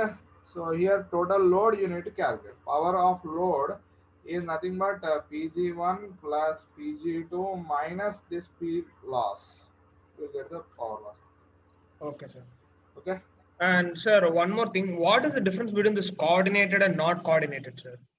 Coordinated and not coordinated means. So observe this first case. Losses are not considered. That means losses are treated as zero. There is no issue of loss here. Okay. Oh, So okay, sir. in such case, you should use this. Whenever you are including the loss, that means total power generation equal to demand plus loss. We are including the loss and we are coordinating in terms of their penalty factor. Okay. Okay, sir. And whenever you are including the losses but not coordinating, that means in coordinate equation you should not consider the effect of loss. So that penalty factors are not considered. Yeah. Okay, sir. All right. Thank you, sir. JS3. Sir, good evening, sir. Good evening. Sir, my doubt was also the same, sir. In case 3, what is that but not coordinated, sir? Loss are included means while you are writing this balance equation, total power generation must be equal to demand plus loss. But you should Yes, not sir. coordinate them. While you are writing the coordinate equation, you should not consider. It means that while doing the problem, we should not take Sir, you PD will plus get that PL. now there are two Oh. generators, no? Yes, You sir. should get PG1 and PG2 must be calculated. How many equations Yes, do you sir. get? You should get two equations. 2 equations. One Yes. equation you will get from this condition, okay? Yes. And other equation from this balance only, no? Yes, sir. So in this balance, you should include the loss. But while Okay. you are going for this coordinate equation, you should not include the effect of loss. Sir, come again, sir. Here you should neglect the penalty factors. Sir. You should not consider the penalty factors. But here Pg1 plus Pg2 so on must be equal to PD plus PL. Okay. Okay, Observe sir. the difference between the first case. Here PL is 0. Yes, sir. But here PL is not 0. That means you should consider the losses. Okay. Okay, sir. Okay, But sir. they are not coordinated. Okay, sir. And so my second doubt is in the problem number 11, sir. I think 27F. Okay, what is your doubt? So there, L1 and L2, I cannot understand why you're sometimes you're taking that PL is equal to B22 PG2 whole square, but in the subsequent question, you have not done that squaring PG2 Where I square. have not taken square. Sir, in the last question, sir. I have considered where I have neglected. Sir, in now also for the before guy you explained, no, sir, PL is equal to B11 PG1 square. Considered, no? So for the P loss, sir, PL loss. Here. So there 133.3 has to be squared, no, sir? Sorry, this is square. Yes, sir. Here, but I have not. Someone has. Okay, sir. Sir, also in the problem number 11, why L1 is 1, sir? Why L1 is 1 means here you got the what is the last expression? PL is B22 PG2 square. Okay. Yes, sir. What is dou PL by dou PG2? There is what is dou PL by dou PG2? That is 2 times B22 PG2. Okay. What about Okay. dou PL Yes. by dou PG1? It is 0, no? Okay, so since P11 is not This is given. incremental transmission loss of the first unit. Okay. Okay, sir. Okay, sir. Thank you, sir.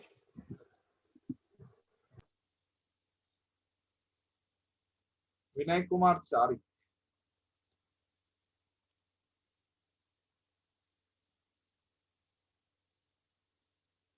Sir Ask your doubt.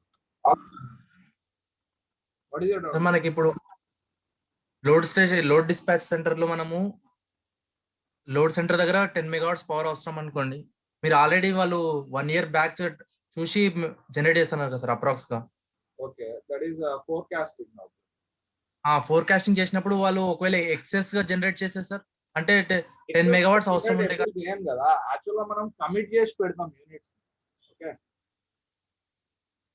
So actually suppose if you are preparing for a tour with 200 members of suppose if you have planned a tour, you are a consultant of any tourism department, you have planned for 200 members. Okay, your load is your planning is 200 members, but you may not get 200 members, no, you may get only 100 members. In such case, if you are using 2 buses of 100 you will use only first 1 bus, no? ఆ excess power ని ఏం చేస్తాం sir? Excess power will not limit, sir. Suppose today as of now if the load is 100 megawatt, generation will be 100 megawatt only. మనం ముందే last year the చూస్తాం కదా sir, మనం forecast చేస్తాము. అర్థమవుతుందా? ఇప్పుడు నేను అనేది ఏంటంటే లాస్ట్ ఇయర్ ది డేటా చూసి రేపటి లోడ్ కోసం మనం ఈ రోజు ప్రిపేర్ చేస్తాం వాళ్ళని. ఏమని? రేపు ఇంత పవర్ మీరు జనరేట్ చేయాల్సి వస్తుంది కాబట్టి ప్రిపేర్ గా ఉండండి అని చెప్తాం. ఇప్పుడు తర్వాత ఏం చేస్తాము, రేపటి లోడ్ ఎంత ఉందో దాన్ని బట్టి జనరేషన్ ని షెడ్యూల్ చేస్తా ఉంటాం. జనరేషన్ ఇంత చేయాలని చెప్తా ఉంటాం. Okay okay sir. అంటే ఒకవేళ 9 మెగావాట్స్ పవర్ అవసరం ఉంటే అంతే జనరేట్ చేస్తారా సార్? 10 మెగావాట్ ప్రిపేర్ అయితే 8 మెగావాట్ అవసరం ఉంటే 8 మెగావాట్ జనరేట్ చేస్తాం, అంతకంటే ఎక్కువ జనరేట్ చేస్తాం. Okay sir, thank you. Because we are not storing energy, no, anywhere. Yes sir, yes. Okay. Sharath. Sir, good evening. Good evening. Sir, in 5F, sir. In 5F. Okay, what is your doubt?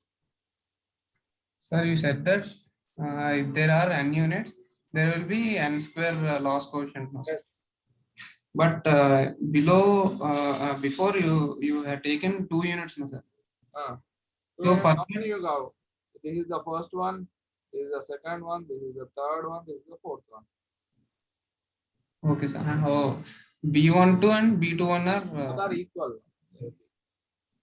okay, sir. And next one, in special cases, Okay. how you taken the bus resistance is R2, sir? You may take Based on R1. the first one, no, this is our basic form, no. Yes, sir. So here you got a B11 and this one, B11 R1 plus R3, B plus R2 plus R3. B11 is that depending on what? R1 plus R3. B22 is depending on R2 plus R3. Based on this, I have decided. No, sir. I didn't understand, sir. What is your doubt here? R2 not equal to 0, no, sir. R2 is not equal to 0 because there is a line, no. This second line is existing, but this first line is removed and this third line is removed. How you removed that, sir? First one and the third one. How do you? How you removed, sir? You Because can consider R1, no, sir. if you observe here, R1 will not be there. The generator 1 is directly connected to the load, no. This is not delivering power to this generator 2 there. Oh, okay, okay.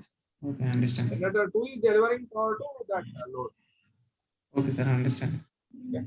Sir, and next one, you said constrained minimization and unconstrained, no, sir. Sir, once explain, sir. You said that constrained means here our objective is to minimize the total fuel cost. That is, first equation is to be minimized. Okay. yes, sir. Satisfying what? Total power generation must be equal to demand plus loss. We need to satisfy this second equation and we need to minimize. Understood my point? Without satisfying total generation equal to power demand plus loss, even if we are minimizing, is it useful?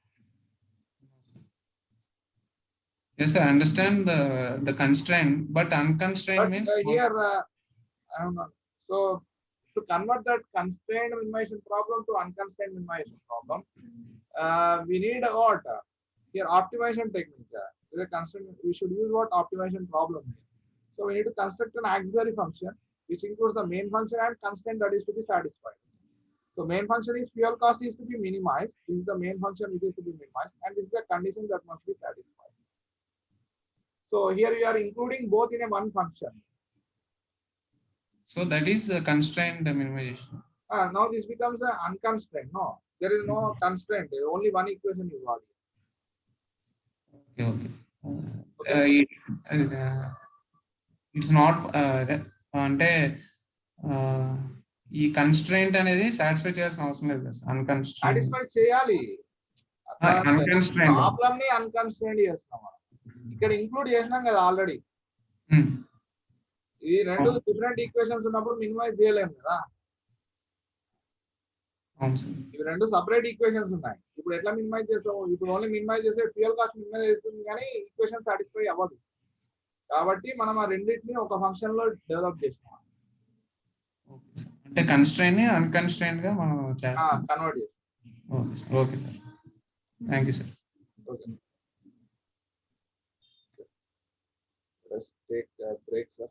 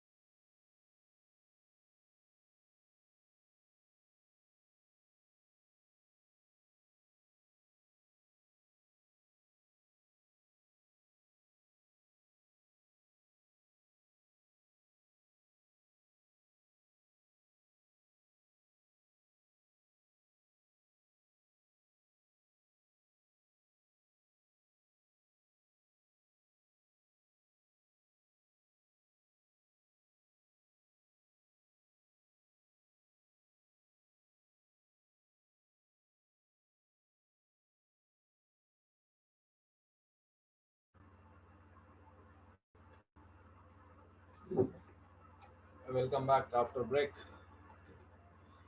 So we have discussed about this economic load dispatch and the problems regarding this. Yeah. So I request the students to just raise the hand if audio and video is clear. If audio and video is clear, I request the students to just raise the hand so we can start our discussion. Okay, right. Now, first let us discuss what do you mean by load frequency control. Load frequency. Last topic is load frequency control mechanism. Okay. So, what do you mean by load frequency control? Load frequency control means what? Load frequency control means what? So, observe here the power which is generated at a remote place. So, whatever the mechanical input that has been given is converted into electrical power output and it is being transmitted to the load by using the transmission network. That means this generation and load are not at the same location. Generation and load generation and load are not at the same place. The load which is connected here at the end, at the distribution network, we can say that whether it is a constant load or variable load which is connected at the end is constant load or variable load.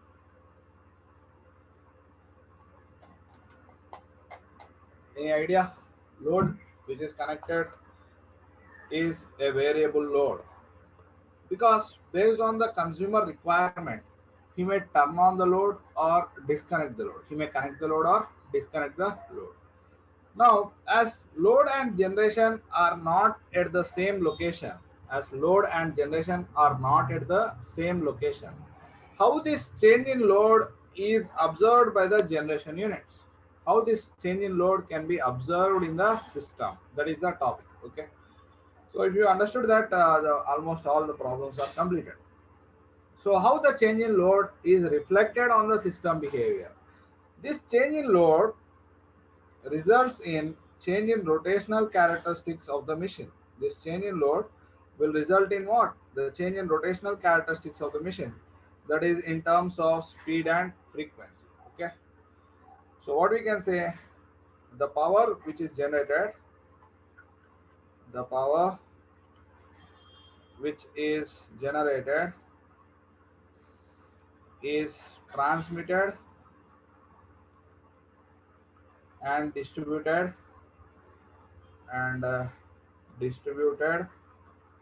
to load, and the power which is generated by the generating station is transmitted and distributed to the load.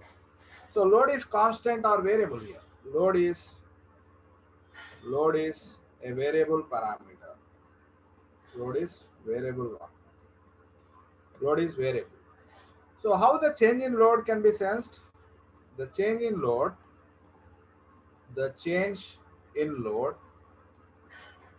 is reflecting on rotational characteristics of the machine. Rotational characteristics of machine. So what are the rotational characteristics of the machine? That is in terms of speed and frequency. It is in terms of speed and frequency. So observe here. So whenever the load changes, I am saying that there will be change in what? The rotational characteristics of the machine, that is in terms of speed and frequency. Now the question is, why the speed and frequency gets changed due to change in load? Understood my point? Now due to change in load, why the speed and frequency gets changed? That is a question. Okay. So why the speed and frequency changes due to change in load? Any idea? Now let us observe here. Suppose initially suppose load is some 100 megawatt. Load is how much? 100 megawatt. Power generation is also how much? 100 megawatt. Power load is 100 megawatt, power generation is also 100 megawatt. Frequency is same as rated frequency. Frequency is same as rated frequency. Okay. Now, this load is not a constant one. It is a variable load. It is a variable load. So you may get three cases. Load may be same as 100 megawatt. Load may be increased from 100 megawatt or decreased from 100 megawatt. Load may be increased or load may be decreased. Understood my point? Load may be either increased or load may be decreased. Got my point? So now let us consider increased load. Suppose if the load has been increased to 150 megawatt, load has been increased to 150 megawatt, but load and generation are not at the same place. Load and generation are not at the same place. Generation is how much? Generation is 100 megawatt. Generation is 100 megawatt. Now suppose in the second case, if the load has been decreased to 50 megawatt, but power generation is same 100 megawatt, because generation and load are not at the same place. Now the question is, how this 50 megawatt which is required here, 50 megawatt required is being supplied by the system, and how this 50 megawatt excess is absorbed by the system. Understood the question here? How that 50 megawatt in the first case that is being supplied by the system, and how this 50 megawatt excess is absorbed by the system. If you understood this, the problem of load frequency control is completed.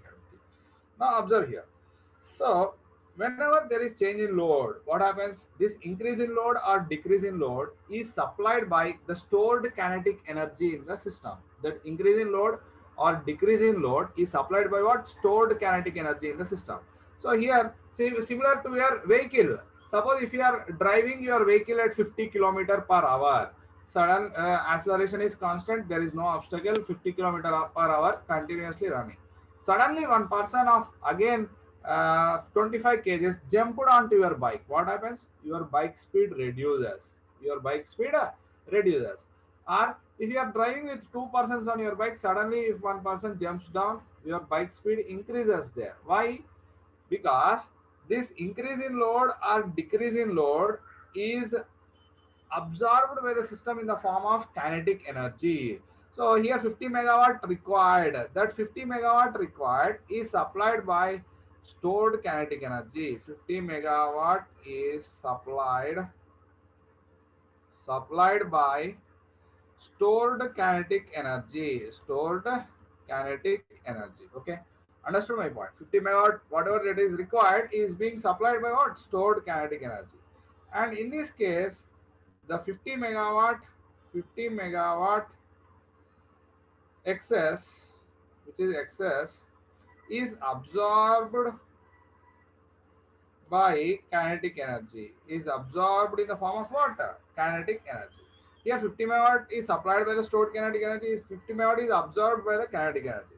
Now come to the relation of kinetic energy. What is the kinetic energy equation? Kinetic energy is what? Half I omega square. So here also the kinetic energy is what? Half I omega square. Here 50 megawatt is being supplied. Here 50 megawatt is being supplied by the stored kinetic energy means. So if you observe this kinetic energy equation, 1 by 2 cannot change. 1 by 2 will not change. I is the inertia, which is also constant, which will not change. Here 50 megawatt is supplied means the stored kinetic energy gets reduced. Here 50 megawatt is absorbed means stored kinetic energy gets increased. Stored kinetic energy gets increased. That means 1 by 2 will not change, I will not change. Only omega has to decrease here. Only omega has to increase in this case. Omega has to decrease in this case, and omega has to increase in this case. Okay. Now, when omega is decreasing means the speed is decreasing. Speed is decreasing means frequency decreases. Frequency decreases. Omega is increasing means frequency increases, because speed and frequency directly proportional or inversely proportional. Speed and frequency are directly proportional. Speed and frequency are directly proportional. So what happens? Either increase in load or decrease in load is resulting in what? Deviation in frequency. Either increase in load or decrease in load is causing a deviation in what? Frequency. Okay, this is nothing but frequency deviation. Frequency deviation. There will be deviation in frequency whenever load and generation both are not balanced. Understood my point? So now how this deviation in frequency is observed? Deviation is frequency is sensed by a tool which is known as governor. So what is the function of governor? The function of governor is to sense the change in frequency. The function of governor is to sense the change in frequency. If there is any change in frequency, that will be sensed by what? Governor. So what does the governor do? The steam input to turbine, that is the steam valve position. Okay. This is the steam from steam drum to turbine will be controlled by what? This is the turbine. Okay. The steam input to turbine is controlled by this steam valve. That is done by what? Governor. That is done by governor based on this action. So this governor and generator rotor are mechanically coupled. So whenever there is a change in steam input to turbine, automatically the power generation gets changed. So based on the required power generation load, we will generate the power. Okay. So this is how the variation in load can be sensed. So what is my objective here? Observe. So generation is at far point from the load center, and the power which is generated is being transmitted using transmission network and distributed using distribution network to the load.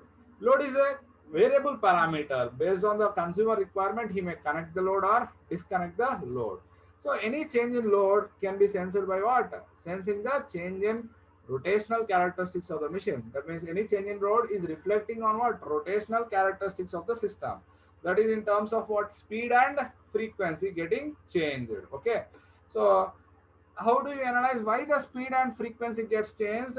Why speed, frequency gets changed means this is the question. This is the answer. Initially, suppose if you consider load as 100 megawatt, generation is also 100 megawatt. Frequency is same as rated frequency. Now, if the frequency is increased or frequency is decreased, frequency is increased or in this case the frequency is decreased. So, sorry, load is increased or load is decreased. Whenever the load is increased, that means here 50 megawatt is required in this case. Here the 50 megawatt is excess. This increase in load is supplied by the stored kinetic energy. Whatever the kinetic energy that is stored in the rotating part of the machine, that supplies this 50 megawatt. So the kinetic energy is decreasing. So omega decreases, frequency decreases. In this case, this 50 megawatt which is excess is absorbed by what? Stored kinetic energy. So stored kinetic energy increases, frequency increases. So what is your observation? Any change in load can be sensed by what? Sensing the change in frequency. That is done by what? Governor. So governor is the important tool in this entire load frequency control mechanism. Okay, that will control the steam input to turbine. Thereby, it will control the real power generation. Okay, I think all of you got this aspect. What is the use of this load frequency control? Okay. So what is your observation here? What you can do, what we can write? Any change in load can be sensed by sensing the change in frequency. Okay. Understood my point? The change in frequency is sensed by what? Governor. So the change in frequency is sensed by governor. The change in frequency is sensed by governor, and it controls the steam input to turbine. It controls the steam input to turbine. So governor is the important tool in this load frequency control mechanism. Okay, governor is important tool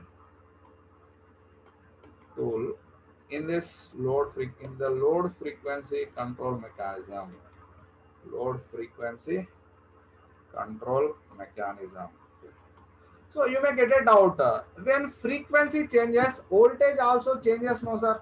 Yes or no? When there is a change in frequency, voltage also changes. No doubt, voltage also changes. But at the required bus, you can control the voltage by reactive power control. Okay, you can control the voltage by reactive power control. But active power control, you cannot do by controlling the reactive power at that bus. So voltage control, voltage will be also changed due to change in load, no doubt. But here, active power control is done by sensing the frequency, and reactive power control will be influence what? Control will influence the voltage. Okay. So you can control the voltage by controlling the reactive power. You can control the frequency by controlling the active power in the network. Understood my point? So we should balance between generation and load. Otherwise, the frequency will not be maintained constant. What is our objective here? Objective is interrupt free, high quality supply. Okay. So quality is in terms of what? Quality is in terms of voltage, frequency, and total harmonic distortion. Voltage should be constant. Frequency also should be constant. Total harmonic distortion. There should not be any harmonic present in the network. There should be only fundamental. Okay. So we should give interrupt-free supply, high quality supply. Okay. Now, why the frequency is to be maintained constant? What is the need of maintaining the frequency constant here? You are saying that frequency is to be maintained constant. So what is the need of frequency to be maintained constant? Why frequency is to be constant? Why the frequency is to be maintained constant? Any idea? Why the frequency is to be maintained constant? Because what are the disadvantages of variable frequency? Variable frequency affects operation of transformer or not? Variable frequency affects the operation of a transformer. Okay. Because if you observe, flux is directly proportional to V by F. If frequency is increased or decreased, it changes the flux in the core or not. So it may result in saturation of the core. So it affects the operation of transformer. Variable frequency affects the operation of transformer. Okay. And process industries,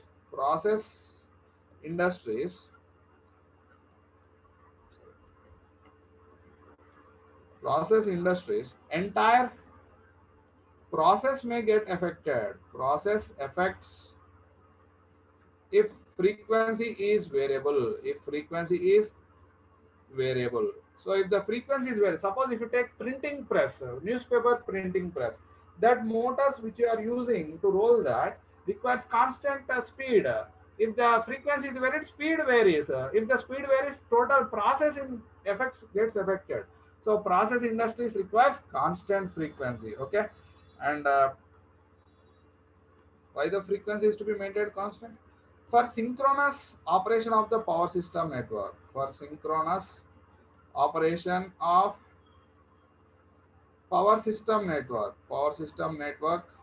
We require frequency to be constant. If the frequency is not constant, it affects the synchronous operation of the power system network or not? It affects the synchronous operation of the power system network. Okay. And what are the other reasons? Illumination flickering effect is observed in the illumination loads. Flickering effect will be observed in the illumination loads. Okay. So these are some of the reasons why we require the constant frequency to be maintained constant, because load requires constant frequency. Almost all loads are designed to operate at constant frequency. Otherwise, it will affect the operation of the system. So if the frequency is varied, suppose if you take this one area, control area 1 and control area 2, control area 2. So one area may be with excess power generation, other area may be with uh, deficiency in generation. In such case, the power transfer can be done with the help of this tie line. With the help of this tie line. What are the tie line power? Tie line power is to be maintained constant. One area may be with excess power generation, other area may be with deficiency in power generation. So between two areas, you can transmit the power based on the power purchase agreement. Based on the power purchase agreement. So this tie line power is to be maintained constant. This is tie line power is to be maintained constant. If frequency is variable, if frequency is variable, P tie, that is tie line power, is not constant. But as per the power purchase agreement, the tie line power is to be maintained constant. That's why the frequency is to be maintained constant. That's why the frequency is to be maintained constant. Understand my point here? So why the frequency is to be maintained constant? It affects the operation of transformer. It affects the process in process industries. For synchronous operation of power system network, we require constant frequency. In loads, illumination loads, flickering effect will be there. And power transfer through a tie line. Tie line is nothing but a transmission line which is transmitting the power through two different areas. Okay, that is known as tie line. Tie line power is to be maintained constant. Okay, so now observe this. Now observe this slide. Here we will come to one analysis. So initially the load is 100 megawatt, generation is 100 megawatt, but load has been changed to 150 megawatt. Now generation should be also changed to what? So initially the load is 100 megawatt, generation is 100 megawatt, so okay. But now load has been changed to 150 megawatt, so generation should also change to 150 megawatt. So to that, what you need to do, all this has to happen. This governor has to sense the change in load, and it should control the steam valve. Then it should change to 150 megawatt. Okay. So during this time delay in governor operation, there will be, during the time delay in governor operation, there will be certain deviation in frequency. Now the question is, how do you calculate the transient deviation in frequency? That is, what is the frequency deviation during time delay in governor operation? Okay, understand my point here? So now the question is how to calculate deviation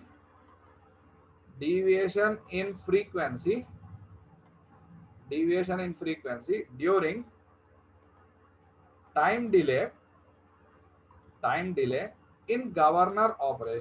in governor operation. Okay. So during the time delay in governor operation, there will be deviation in frequency or not? Yes, the frequency deviates from its rated frequency. How do you calculate the deviation in frequency? That is one of the area where the numerical is asked. Okay. Now observe. So what is the kinetic energy relation? Kinetic energy equal to half I omega square. Yes or no? So kinetic energy is directly proportional to omega square. So you can write speed and frequency directly proportional. So kinetic energy is directly proportional to square of the frequency.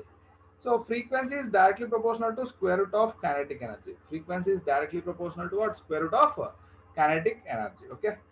Now with this observation, now let us initially F naught is the frequency and the stored kinetic energy is Wk naught. So initially what is the frequency? F naught, and the stored kinetic energy is Wk naught. So from this, what you can write? F naught is directly proportional to square root of Wk naught or not? Okay, understood? F naught is directly proportional to square root of Wk naught. Now load has been increased. Load is increased by increased by delta PD. Load is increased by delta PD, and TD is time delay. TD is time delay in governor operation. In governor operation. Okay. So during this time delay, the frequency will not be same as rated frequency. Frequency will not be same as rated frequency. So this Fn is the new frequency of operation. Now this new frequency is also directly proportional to kinetic energy, square root of kinetic energy. So it will be directly proportional to what? Initial kinetic energy is what? Wk naught.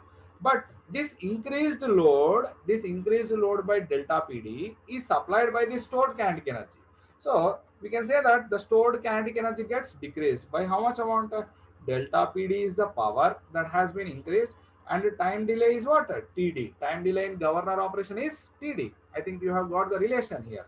So I have said that the change in load is accommodated by what? Stored kinetic energy. Now the stored kinetic energy decreases by this amount. Okay. Now observe these two equations. This F naught as first equation, and this is second equation. So this is the second equation. So from these two equations, what do you get? Fn by F naught. You need to calculate Fn, no?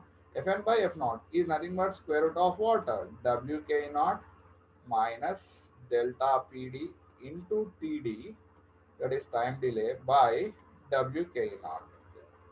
So from this, we can write the new frequency of operation. The new frequency of operation can be related from this equation. So how do you write Fn? Fn is equal to F naught into square root of Wk naught minus delta PD into TD by Wk naught. I think you got this, okay? Now, but if you observe any machine rating,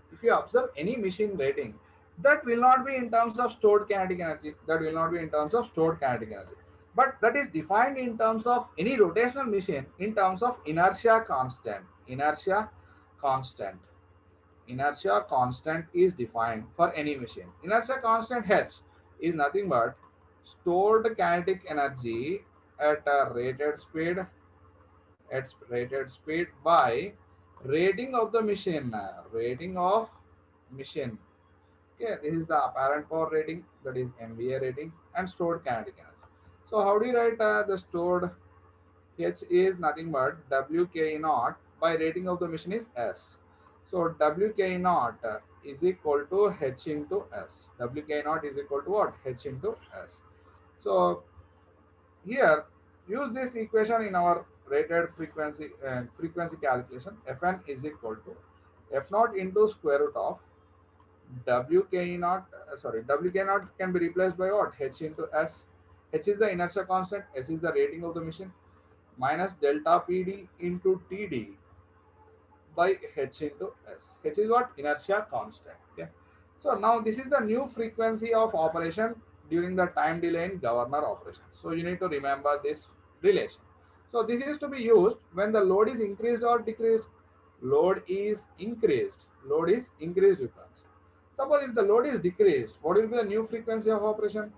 New frequency of operation Fn is equal to F naught into square root of H into S. Instead of minus, you should add here because stored kinetic energy gets increased due to decrease in load. Delta PD into TD by H into S. So this is the relation you should use when load is decreased. Okay, understood my point? Now I will repeat this. How to calculate the deviation in frequency during time delay in governor operation. Okay, governor will take certain time of operation, yes or no, to sense that and to change the steam valve position. So during that delay, what is the change in frequency? Okay, kinetic energy is this one, half I omega square, directly proportional to omega square, directly proportional to F square. Frequency is directly proportional to square root of kinetic energy. Okay, initially F naught is the frequency, Wk naught is the stored kinetic energy.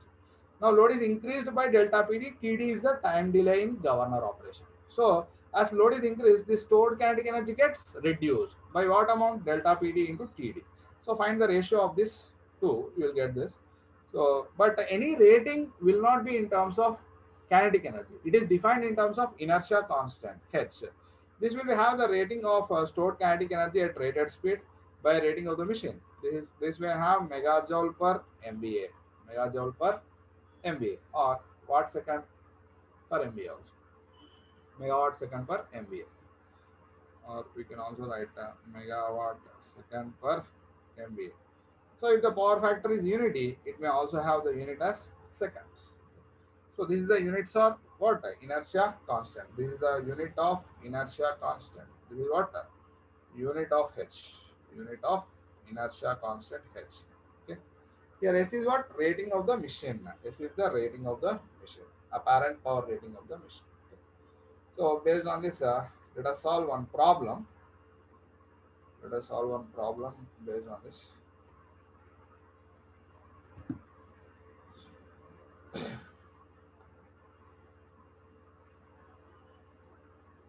Just wait, sir.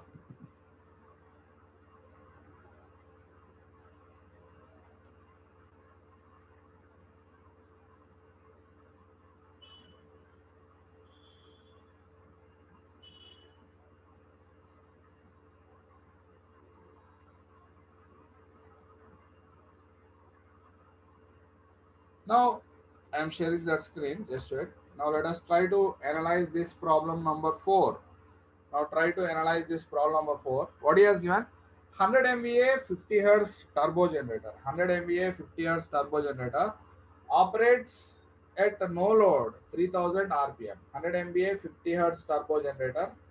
100 MVA 50 Hz turbo generator operates at no load 3000 RPM. Okay. Load is 25 megawatt is suddenly applied. Load has been increased here. Okay. Load is increased on the machine. And steam valve commences to open at 0.6 seconds. Inertia constant is 5 kilowatt second per kVA. So what is the new frequency? So how do you calculate? Load is increased or decreased? Load has been increased. Is equal to F naught into square root of H into S minus delta PD into TD by H into S. Now observe here, what is the initial frequency? That is 50 Hertz rated frequency. What is the inertia constant? That is given 5. Rating of the machine is 100, given 5 into 100. Minus how much load has been applied? 25. What is time delay? 0.6 seconds by H into S, 5 into 100. So this is the new frequency of operation. Try to calculate and post the answer. Try to calculate and post the answer. Try to calculate and post the answer.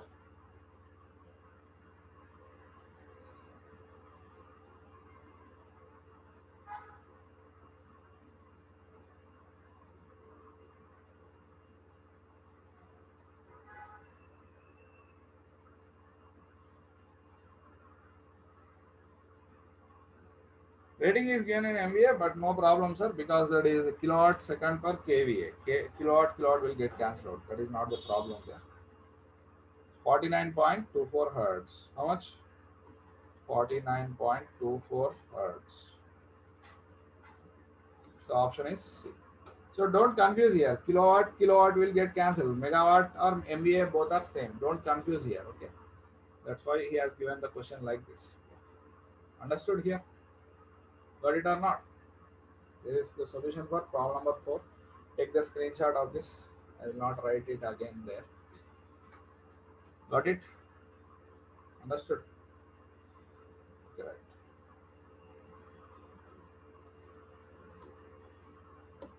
So that is how we can calculate the deviation in frequency during the time delay in governor operation.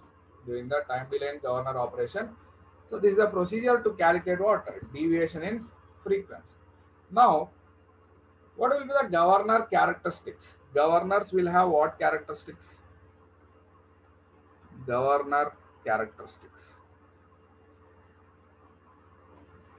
Governors will have what characteristics, sir? Any idea? Governors will have what characteristics? Governors will have droop characteristics. Okay. Governors will have drooping characteristics. Drooping characteristics. Governors will have what characteristics? They will have drooping characteristics. Suppose if you observe the variation of speed, then with respect to load.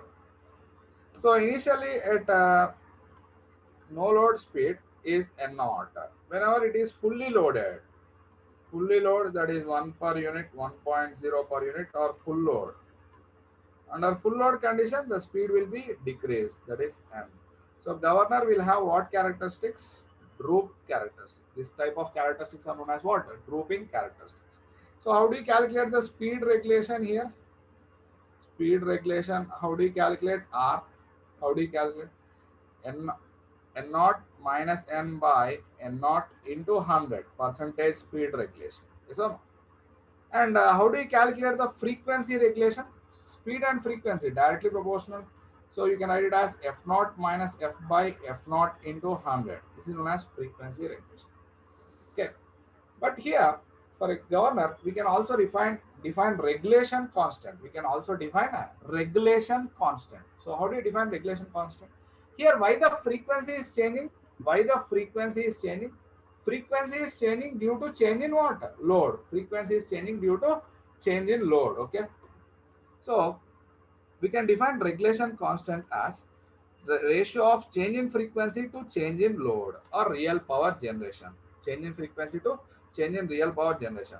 Generally, it is indicated with a negative sign. It is indicated with what? A negative sign. It will have a unit of what? Hertz per megawatt. Hertz per megawatt. Or you can convert it into per unit hertz per unit megawatt. Per unit hertz per unit megawatt. Or you can also indicate in hertz per unit megawatt or per unit hertz per megawatt, whatever it may be. Okay. Per unit means actual value by base value, that you will be studying later. But how do you calculate the per unit quantity? Per unit quantity definition is what? It is the ratio of what? Actual value to base value. Actual value to base value. It is the ratio of per unit quantity. Okay. Remember that. So this is nothing but this is known as regulation constant. Regulation constant of a machine. Regulation constant of a machine. This is known as regulation constant of a machine. Okay. Now observe, how do you define the regulation constant here? Ratio of change in frequency to change in load. Regulation constant. Regulation constant is defined as the ratio of change in frequency to change in load. Here, why you are indicating with a negative sign? Negative sign because increase in load will cause decrease in frequency. That's why I have indicated with a negative sign there. I think all of you understood that. Okay. This is about regulation constant. Now, let us observe one problem given in your material based on this regulation constant. So I am sharing that. First question. Observe here. The combined frequency regulation constant of a machine in an area capacity of 1500 megawatt is at nominal frequency 60 hertz. Nominal frequency of 60 hertz. So here it is wrongly given. This is not kilohertz. This is 60 hertz. 60 hertz is 0.1 per unit on its own base capacity.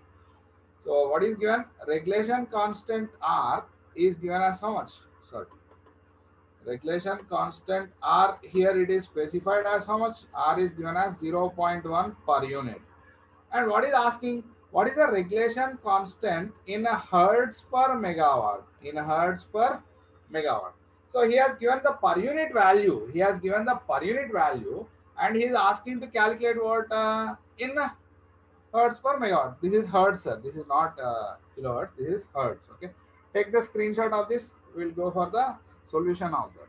So what is the capacity given? 1500 megawatt and a 60 hertz frequency. Okay. So take the screenshot of this. We'll move to the question here. So here, problem number 1, CRO. Okay. Problem number 1 in CRO. What he has given? regulation constant are given as 0.1 per unit, 0.1 per unit.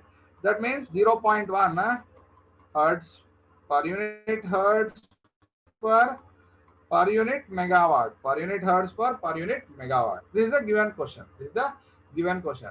What is saying? Base frequency base is 60 hertz, and rated capacity is how much here? Rated capacity is 1500 megawatt, and rated capacity is 1500 megawatt.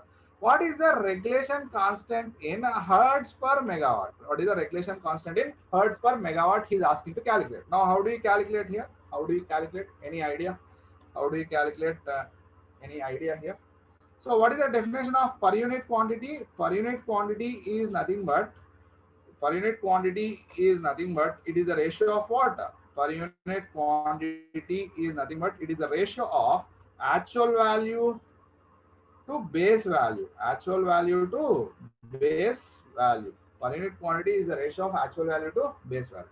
Here the per unit quantity is given. What do you require? We require actual value. Actual value is required. So you can write actual value is equal to per unit into base, yes or no? Per unit into base quantity. Okay. Now, if you observe here, R is given as 0.1 per unit hertz per unit megawatt, per unit megawatt. But it should be converted to hertz per megawatt. So you should multiply with F base and you should divide with what? PR base. Okay. That is rated base. Power base you should divide. So 0.1 into frequency base is how much here? 60 by power rated base is 1500. So you'll get it as 6 by 1500 hertz per megawatt. 6 by 1500 hertz per megawatt is the answer. Regulation constant in hertz per megawatt. Okay. Got my point? Understood or not? This is the regulation constant in hertz per megawatt. So that's what he is asking to calculate in the first question. In the first question, what is asking? What is the regulation constant in hertz per megawatt? So what is the regulation constant in hertz per megawatt? 6 by 1500. Option is C. Okay. So first question is in road. So you got the idea. So here we have defined the regulation constant. Regulation constant is nothing but ratio of change in frequency to change in load. What is the unit? It may have hertz per megawatt or per unit hertz per unit megawatt or hertz per unit megawatt or per unit hertz per megawatt, whatever it may be. So that is only the changing the unit of this. Now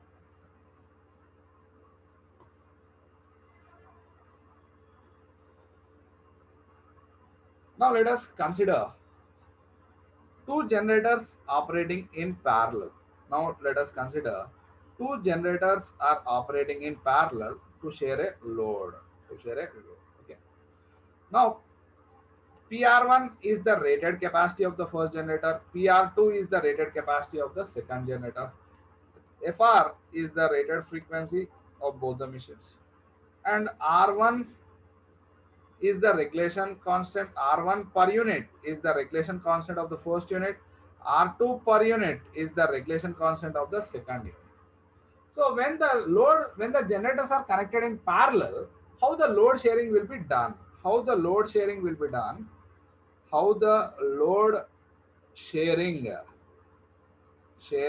is done when generators are in parallel. When generators are in parallel. Okay. How do you calculate? Now observe here. Generator 1 and a generator 2. Generator 1 and generator 2. Here generator 1 regulation constant is R1 per unit here. Generator 2 regulation constant is what? R2 per unit. Okay, understood my point. R1 per unit and R2 per unit.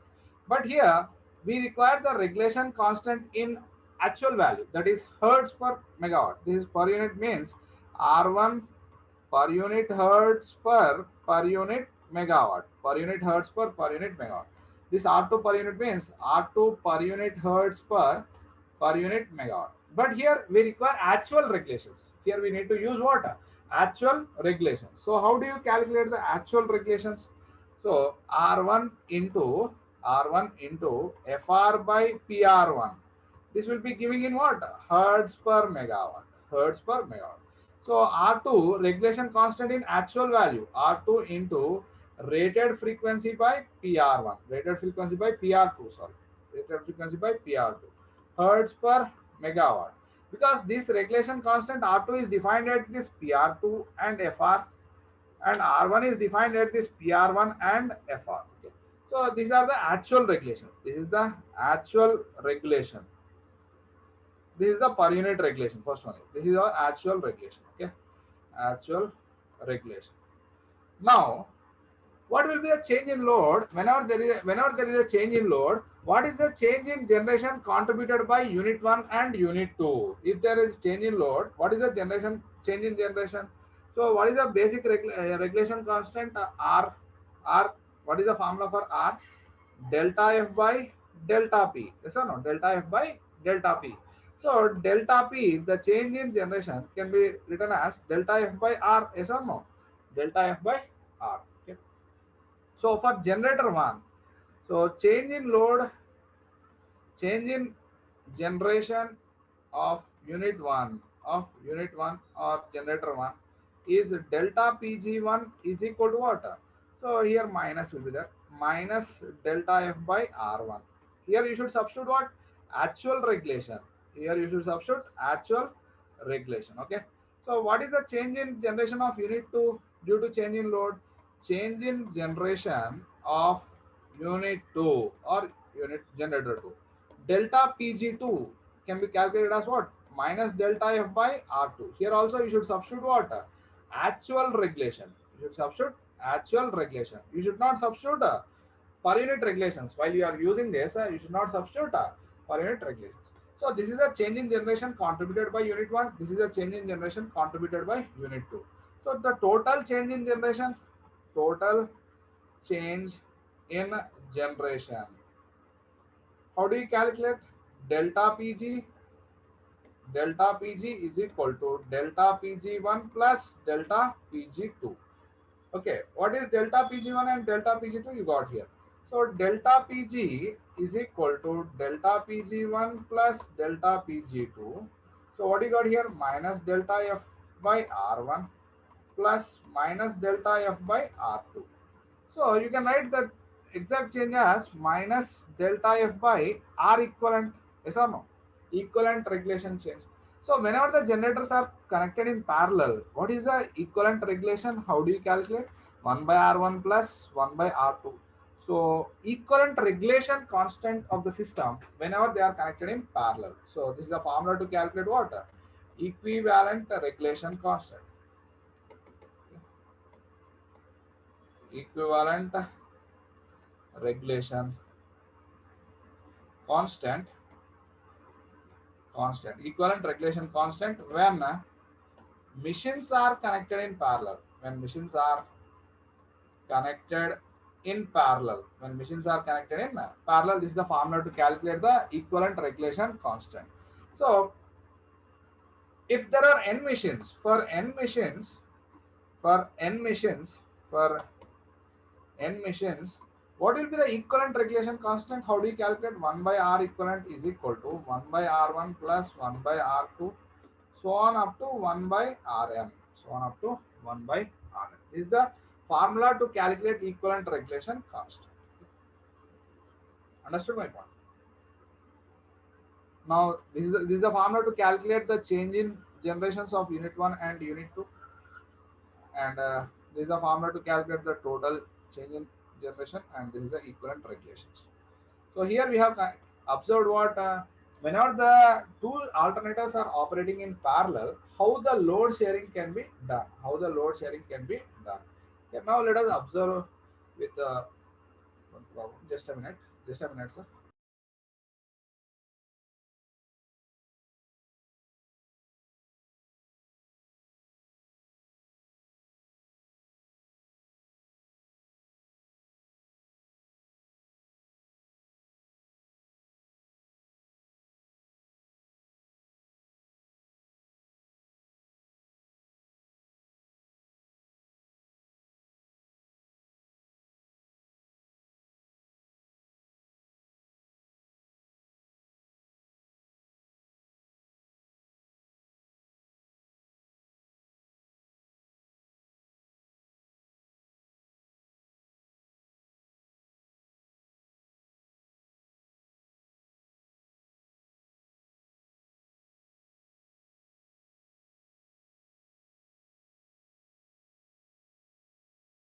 disturbance. Now let us observe one problem, sir. Now let us observe one problem here based on this parallel operation of generators. Okay. So if the question is given like this, if the question in the question he has specified like this, there are two generators operating in parallel. There are two generators operating in parallel.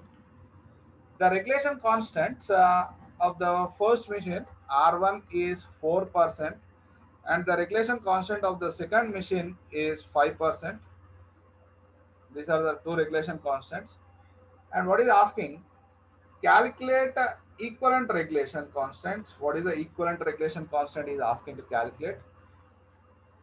And if the frequency is, this is the first question, and what he's saying is, if the frequency is decreased by 0.1 hertz, what is the change in generation contributed? So if frequency is decreased by 0.1 hertz, if the frequency is decreased by 0.1 hertz, calculate delta Pg1. What is the real power change of unit 1 and power change of unit 2 contributed by both the units? If unit 1 rated is 200 megawatt, is the unit 1 rated, and unit 2 is rated as 500 megawatt. Unit 1 is rated as 200 megawatt and unit 2 is rated as 500 megawatt. So how do you calculate? How do you calculate the equivalent regulation? Just now we have derived the formula. What is the equivalent regulation? 1 by R equivalent is 1 by R1 plus 1 by R2. Okay. So now here R1 is given as what? R1 is given as 4%. R1 is given as 4%. R2 is given as what? 5%. 5%. So that means 4% means how much?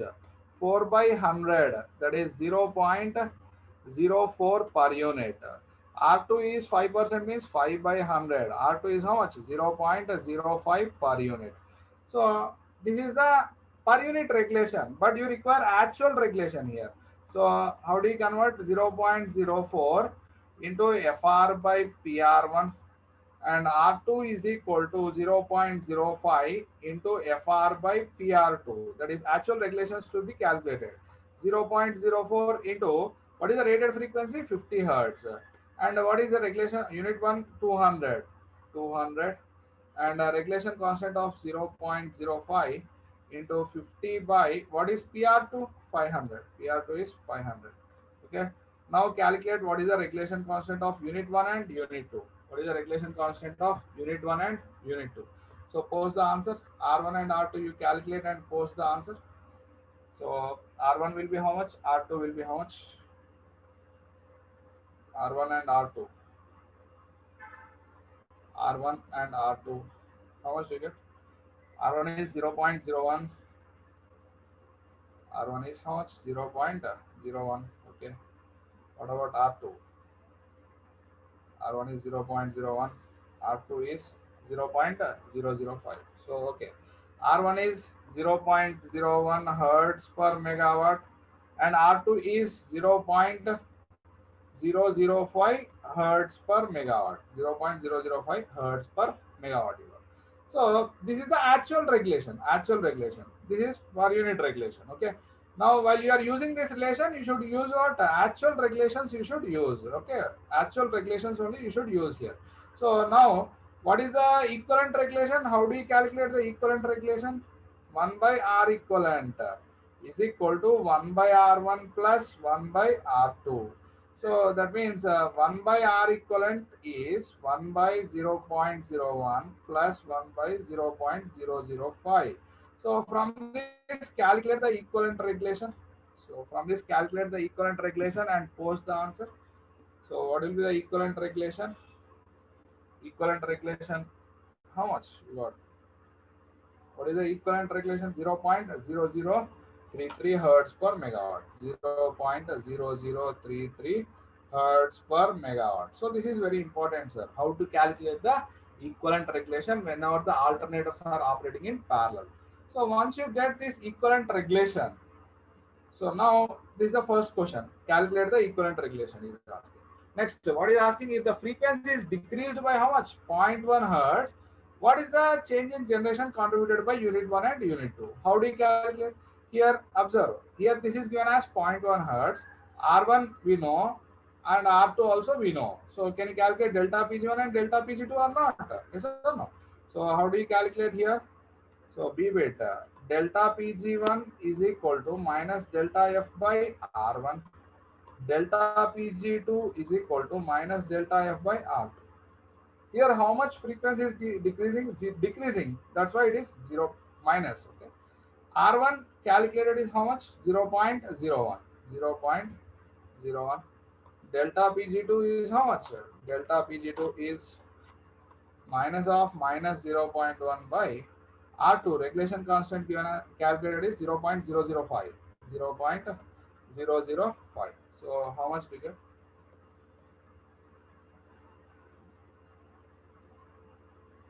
Calculate the change in generation contributed by unit 1 and unit 2.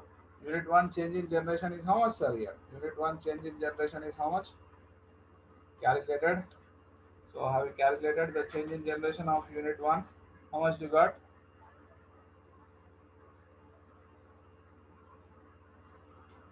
$10 megawatt. Unit 2 generation is how much? 20 megawatt. 20 megawatt. Okay.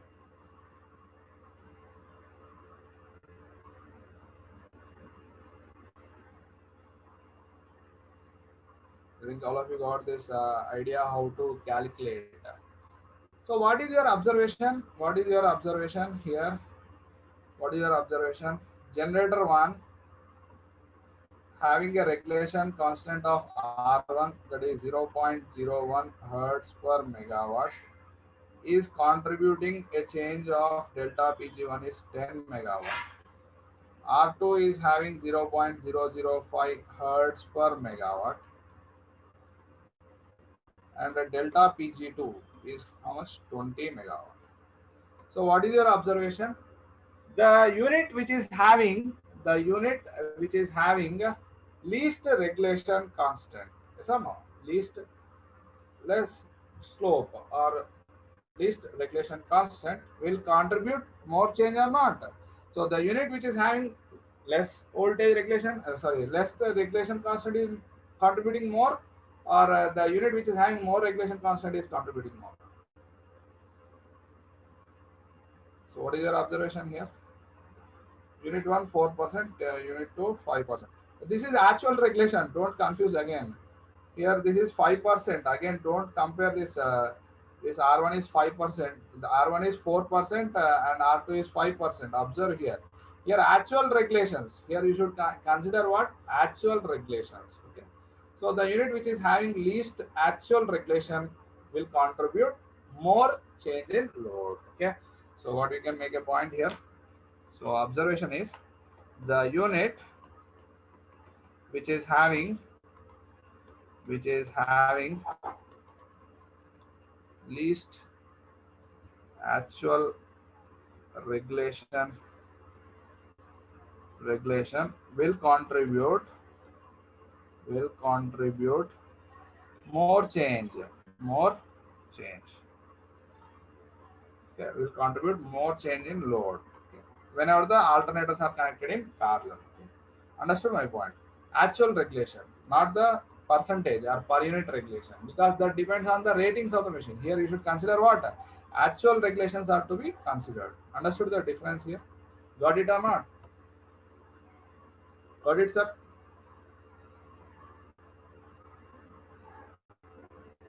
Got the idea? Okay. How to calculate the regulation constant. Now, let us go for the analysis of speed governing system. Speed governing system. So what does the speed governor do? What is the function of governor? Governor is to sense the change in frequency. Now let us consider flyball type mechanical speed governing system. Now let us analyze flyball type mechanical speed governing system, how it will operate. Now let us observe. So mainly it consists of 4 parts. One is a speed changer. First one is speed changer. Observe this carefully. No need for analysis, but further requirement we know this. So this is the speed changer. Okay. What is the purpose of speed changer? Speed changer is to provide the constant power setting to the turbine. To provide constant power setting to the turbine, we require what? Speed changer. To this speed changer, there will be two rigid links attached. There will be two rigid link mechanisms are there. Rigid links. One is A, B, C. The speed changer is connected to point A.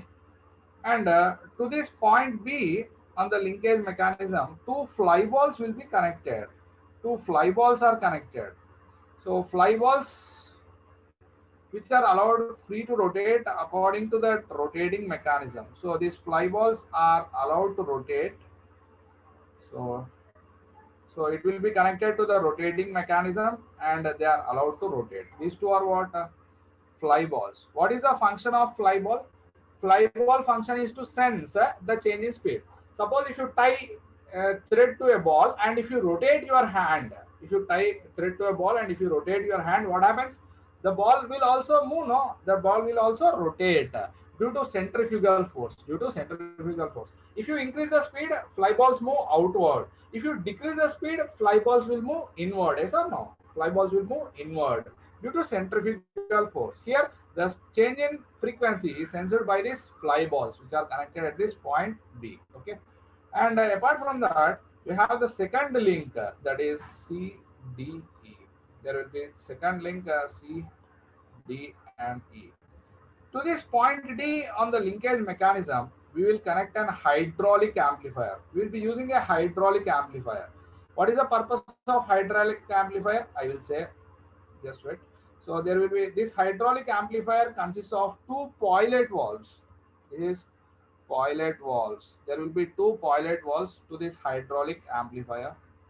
So this is the construction of this hydraulic amplifier, we can say.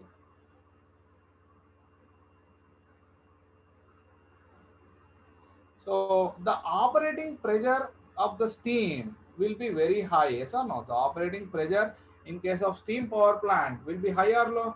The operating pressure will be very high. Okay. In order to control the steam valve position, this low level movement cannot be is not sufficient. So we require what here high pressure oil. High pressure oil will be admitted into this tank from this point. Here there are two pilot valves. Here there are two pilot valves. Okay. Now this is the hydraulic amplifier, and there will be one main piston attached to this point E. There will be one main piston which is attached to this point E. Okay. Piston attached to this point E.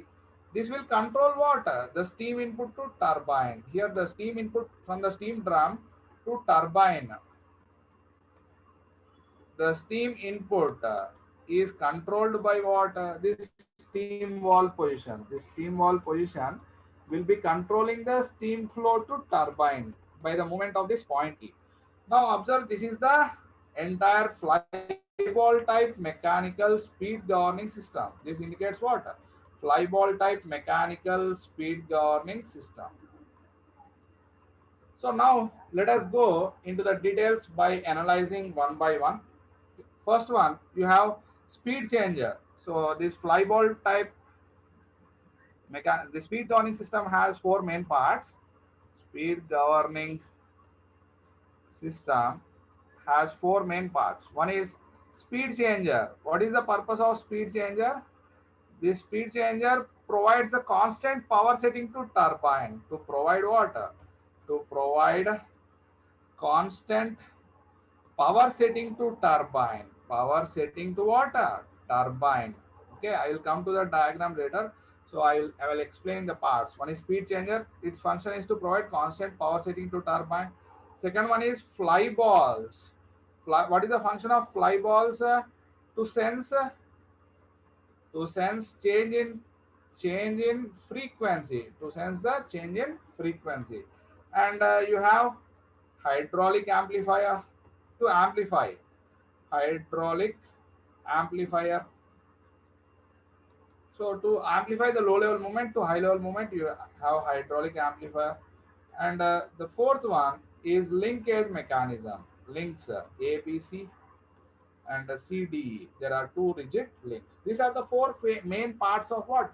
Speed governing system. Now observe, The alternator is synchronized to grid. Alternator is synchronized to grid, but it is not loaded. Alternator is just synchronized to grid, but it is not loaded. Now we need to load the alternator. Okay. Now we need to load the alternator. For that, what you need to do? I would observe like this.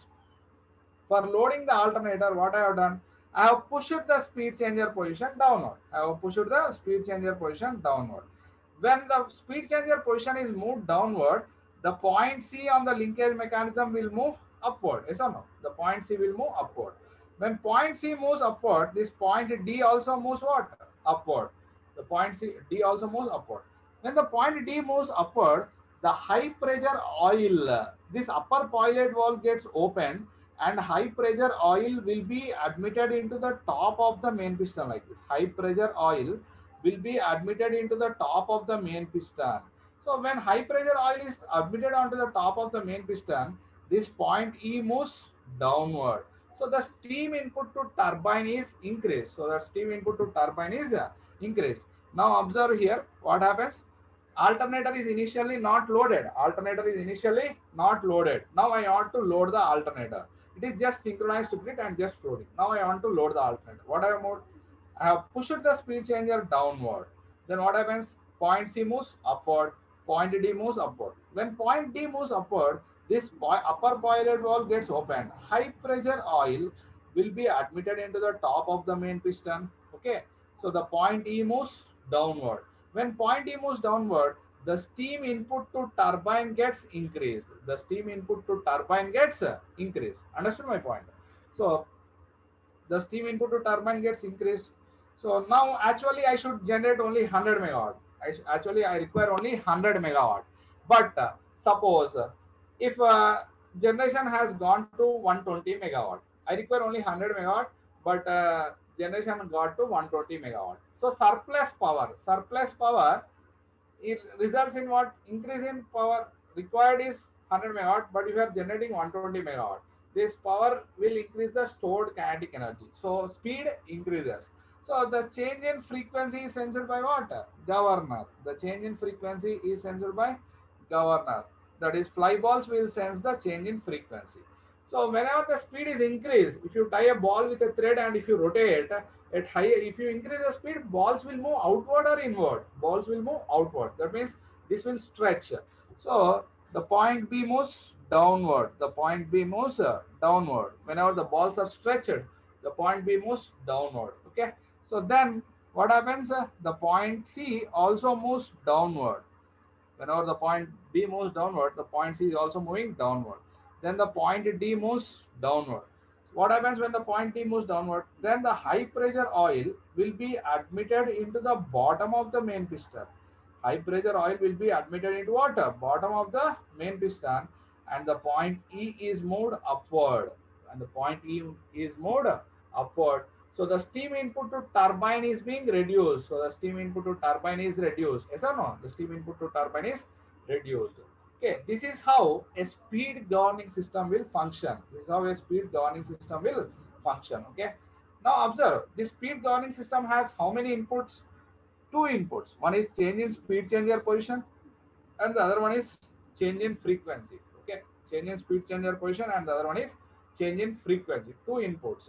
And what is the output? The movement of point E is the output. The movement of point E is the output of the speed governing system. Okay. Now, how do you mechanically model this speed governing system? How do you mathematically model this speed governing system? So, this speed governing system has two inputs. So whenever there are two inputs, we'll use a summing block in control system. What is the first input? Change in speed changer position. Delta PC of S. Delta PC of S is what? Change in speed changer position. Speed changer position. Or we can also say it as command signal. This is power signal. Okay.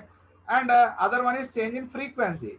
You cannot combine frequency signal and power signal. That's why what you will do, we will use a regulation constant. Regulation constant will have a unit of what? Hertz per megawatt.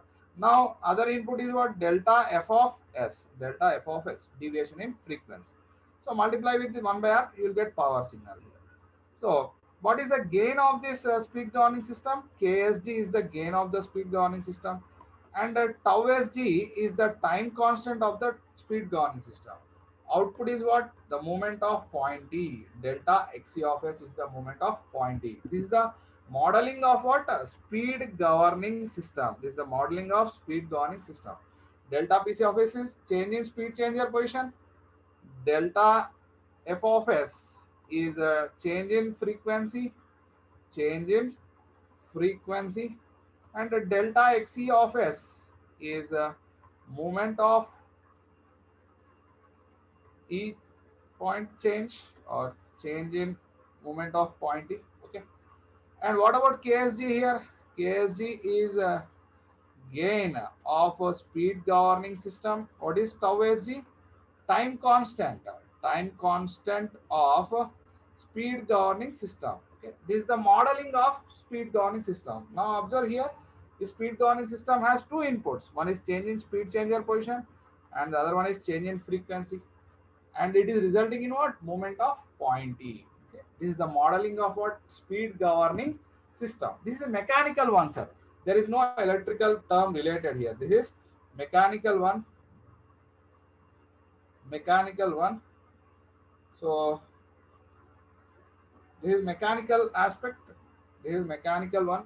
So there is no need of more analysis about this mechanical type speed governing system. Only I require this block diagram here. Only we require to remember this block diagram. So here there are two inputs. One is change in speed changer position and the other one is change in frequency, and there is one change, that is moment of point T. Now if you observe, this moment of point T is controlling the steam input to turbine. That means this moment of point T becomes the input to turbine. Yes or no? Turbine is mechanical or electrical? Turbine is also mechanical. Turbine is also mechanical. How do you model the turbine? Turbine model. How do you model the turbine, sir? Turbine is mechanical or electrical? Mechanical. So what is the input to turbine? Steam input is the turbine. Okay. The steam input is controlled by what here? The moment of point T. The moment of point T. So that means delta XC of S, delta XC of S, which is the moment of speed changer position, is the input to turbine, and KT is the turbine gain, and the time constant of the turbine is tau T. Output is what? Change in turbine power, delta PT of S. Okay. Understood my point? This is the turbine model here. KT is the gain of turbine, and tau T is the time constant of turbine. Tau T is what? Time constant of turbine. This is also mechanical, sir. This is also mechanical. Now observe, this is the speed governing system model. Output is what? Delta XC of S is the output. Okay. And the delta XC of S is the input to this turbine model. Delta XC of S is input to this turbine model. So can you correlate both the elements? Yes. So can you relate both the elements? Yes. So this is the speed governing block. Delta PC of S, change in speed changer position, and delta F of S, the change in frequency, given to the speed governing block. Speed governing block modeling is what? KSG by 1 plus S into tau SG. KSG is the gain of that block and tau SG is the time constant of that block. The output is what? Delta XC of S. Now this delta XC of S is the input to what? Turbine. Input to turbine. Turbine gain is what? KT, and the time constant is tau T. Time constant is tau T. Output is what here? Delta PT of S. So if you neglect the losses that are going to take place in the network, if you neglect the losses, the change in turbine power is same as the change in real power generation. If losses are neglected, the change in mechanical power, delta PC of S, the change in mechanical power is same as change in real power generation, delta PT of S. So whatever the mechanical steam input is changing, that is mechanical input is changing, by the same amount electrical power generated will be also changed if losses are neglected. If you neglect the losses, the change in turbine power is same as what? Change in real power generation of the generator. Okay. So this is delta PG of S. Delta PG of S. Okay. If you neglect the losses. So here we have combined the speed governing system and a turbine model. These two are mechanical, sir. These two are mechanical. So nowhere electrical related. But generator and load are electrically related or not? Generator and load are electrically related. Now let us go for generator load modeling. Okay, generator and load modeling. So how this generator and load can be modeled? How this generator and load can be modeled? Generator and load are electrically connected or not? This is very important. Very important. Based on this problem will also come. You can expect a problem from this. Okay. How the generator and load are modeled? How the generator and load are modeled? Okay. Now, suppose I require 100 megawatt generation. I require only 100 megawatt generation. But due to the movement of that speed changer, it has gone to 120 megawatt. Okay, required 100, but generated how much? 120. So how much surplus power? How much surplus power? 20 megawatt. 20 megawatt. How the surplus power, that 20 megawatt, is absorbed by the system? Surplus power. Surplus power is nothing but change in generation minus change in load. How the surplus power is absorbed by the system? Listen this carefully, sir. How the surplus power is absorbed by the system? In two ways. Surplus power can be absorbed by the system in two ways. One is in the form of kinetic energy. In the form of kinetic energy. That is nothing but dWke by dt. That is nothing but change in kinetic energy with respect to time. Okay, power, no, energy by time will give the power. And the second one is change in load due to change in frequency. Due to change in frequency, we can say that this is frequency dependency of load. We are using motor loads. No, we are using motor loads. Some of the motor loads will absorb this power. That is change in load due to change in frequency. We will say it as frequency dependency of load. Frequency dependency of load. That is change in load due to change in frequency by frequency divided by delta f. Okay. Understood my point here? Change in load due to change in frequency. So the surplus power can be absorbed by the system in two ways. One is in the form of stored kinetic energy, and the other one is in the form of what? Change in load due to change in frequency. So we can write this equation: delta Pg minus delta Pd is equal to dWke by dt, that is in the form of kinetic energy, and the other one is change in load due to change in frequency. Okay. This is the basic equation for surplus power. Very important. Basic equation for surplus power. Now let us derive the relation for dWke by dt. What is the rate of change of kinetic energy with respect to time? So how do you derive? So what is the formula for kinetic energy? What is the formula for kinetic energy? What is the basic kinetic energy equation? Half I omega square. So kinetic energy is directly proportional to what? Omega square, yes or no? So from this we can write kinetic energy is directly proportional to square of the frequency or not? Yes or no? Yes. Now initially F naught is the frequency and kinetic energy is Wk naught. F naught is the frequency and kinetic energy is Wk naught. So we can write Wk naught directly proportional to what? F naught square. Yes or no? Okay. Now here surplus power you are considering. What type of power? Surplus power. Surplus power means whenever the power is more than required, generation is more than the load, frequency will increase or decrease? Frequency will increase. So due to surplus power,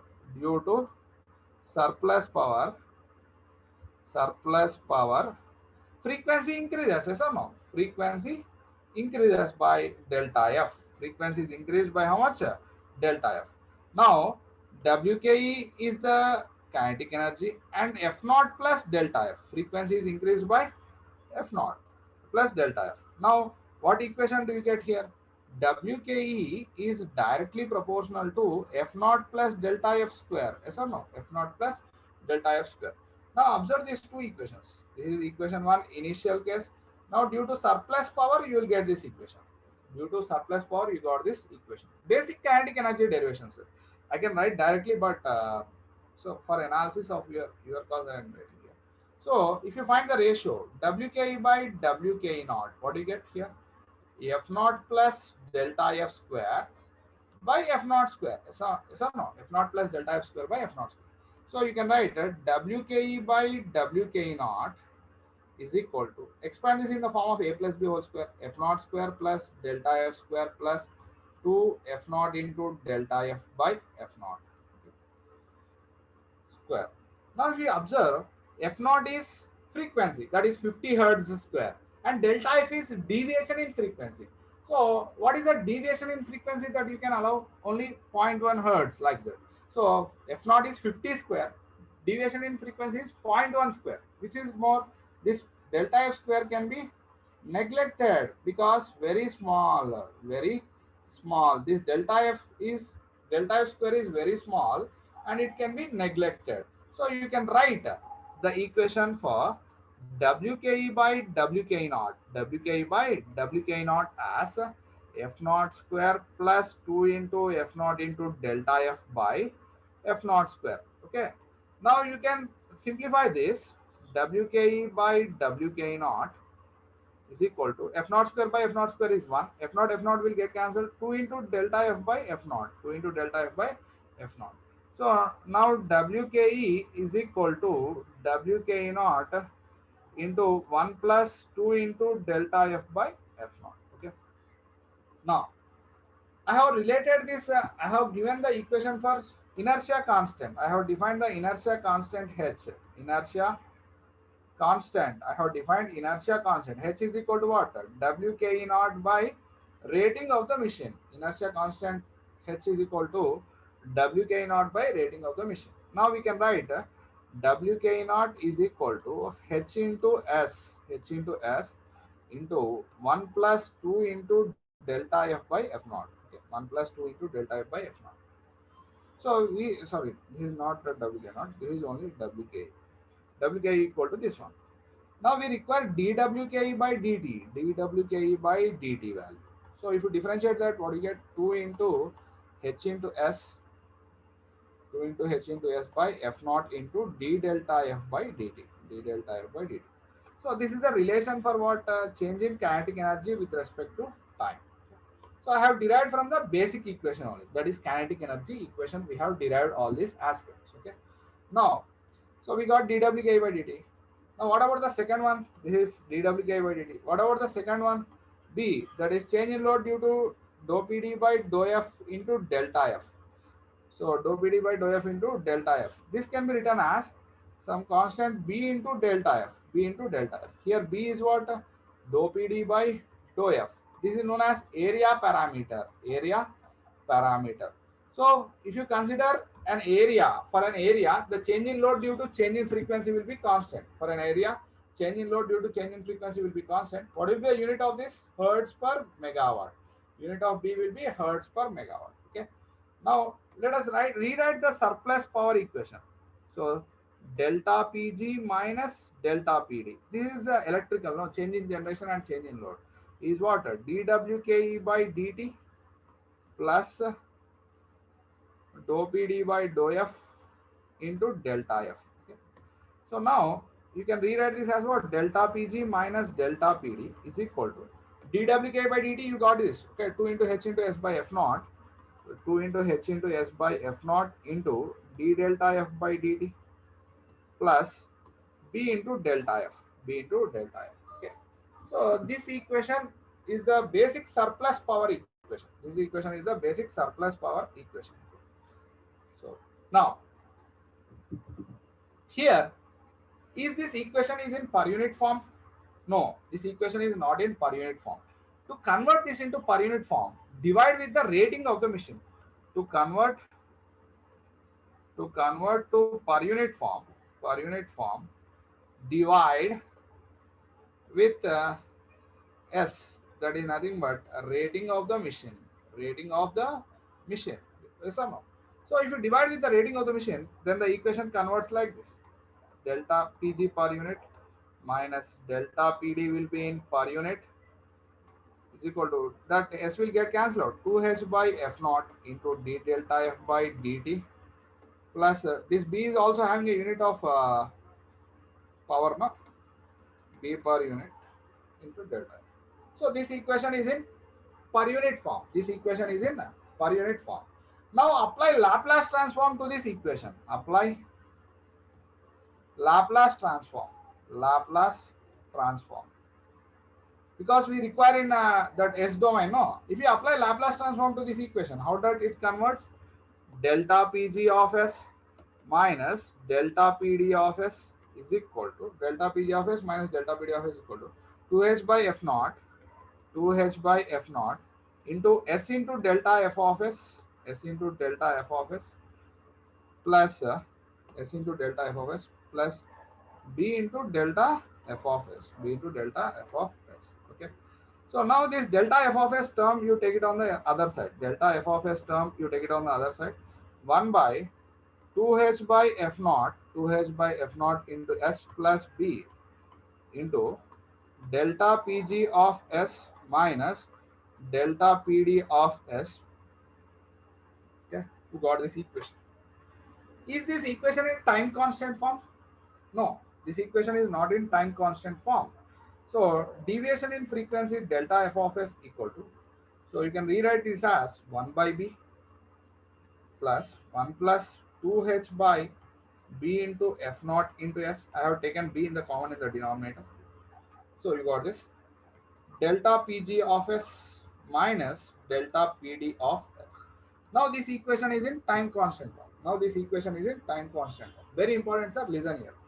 Now we can compare with this the standard form. Delta f of S is equal to KPS, gain of the generator load model, by 1 plus S into tau PS, time constant of the generator load model, and change in generation delta Pg of S minus change in load delta Pd of S. Okay, understood my point here? This is the equation. Now compare these two equations. Compare these two equations. What is the value of KPS? KPS is the gain of this generator load model. KPS is what? Gain of the generator load model. KPS is 1 by b. Time tau PS is what? Time constant of this generator load model. What is the time constant? 2h by b into f naught. Okay. Now we can represent this in this equation is in block diagram form. So here also you have two inputs. One is change in generation delta Pg of S, and the other one is change in load. Change in load minus sign is the delta Pd of S, delta Pd of S, and block diagram is what here? KPS by 1 plus S into tau PS. Output is deviation in frequency delta f of S. Okay. Understood my point? So here what is KPS? KPS value is what? From this 1 by b. KPS value is 1 by b, that is known as gain of generator load model. Gain of generator load model. Okay. What is tau PS? What is tau PS? That is time constant of this generator load model. 2h by b into f naught. That is time constant of generator load model. Time constant of generator load model. Now, based on this entire analysis, there was one problem given in exam. Problem is given like this. Generator load model given. Generator load model given. Generator load model is given as. So he has given the system like this plus delta Pg of S, and change in load is delta Pd of S. He has given the function like this 10 by S plus 2. Output is deviation in frequency delta f of S. If f naught initial frequency is 50 Hz, calculate inertia constant. Inertia constant H is asking to calculate what? Inertia constant H. Generator load model given in the question and initial frequency given. So how do you solve this problem? How do you find the solution? Observe here, this is a generator load model. Okay, and is asking to calculate inertia constant H. H value is in the tau PS. Observe here.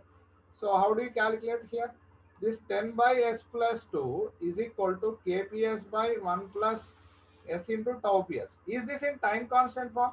Observe, is this in time constant form? No. So take 2 common. So if you take 2 common, what is that? 5 by 1 plus S by 2 is equal to kps by 1 plus s into tau ps. Yes or no?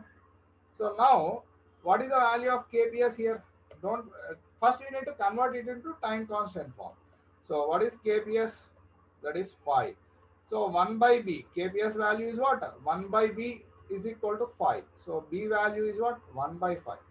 So you got the b value. Okay. Now tau ps is what? 1 by 2 you got. That is 2h by b into f naught is 1 by 2. Okay. So 2 into h by b is 1 by 5 into f naught is 50, that is equal to 1 by 2. So from this you can calculate the value of inertia constant. From this you can calculate the value of inertia constant. Can anyone calculate the value of inertia constant and post the answer? So what is the value of inertia constant here? How much, sir? Inertia constant is 2.5. Inertia constant is 2.5 seconds. You can unit is seconds. Understood this? But for solving this problem, you should have the entire generator load model idea. So because if you don't know this kps and tau ps values, you cannot solve this problem. Okay, understood my point? Without that values, you cannot solve. So this is about generator load model. So how you have modeled this? Very important, sir. Observe here. For generator load modeling, we have considered the surplus power equation. So surplus power can be absorbed by the system in two ways. One is in the form of kinetic energy, and the other one is change in load due to change in frequency. Okay. That is frequency dependency of load.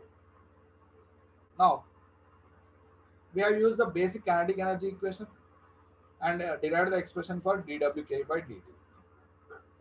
And we have solved this, we have applied the Laplace transform. That is only mathematical analysis.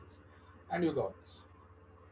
Now, first, initially we have developed the speed governing system model. That speed governing system model has two inputs. One is change in speed changer position, and the other one is deviation in frequency. Deviation in frequency delta f of s. Okay. And what is the gain of the speed governing system? Ksg by 1 plus s into tau sg. This is the speed governing system model. So the output of the speed governing system, that is delta xe of s, is the input to what? Turbine model. Is the input to turbine model. Kt by 1 plus s into tau t. This is the turbine model. Turbine model. Output is what? Change in generation. Delta pg of s. Now observe. This change in generation is the input to this generator load model or not? This change in generation is the input to this generator load model or not? Yes or no? Okay. Now we should correlate with this function now. Okay. Now how do you relate this? Now this delta pg of s is the input to this generator load model, plus minus additional is what? Delta pd of s. Okay. And what is the gain of this generator load model? Kps by 1 plus s into tau ps. Okay, this is the generator load model. Output is what? Deviation in frequency. Delta f of s is the output of the generator load model. This is the generator load model. Now here, this change in frequency is taken as feedback.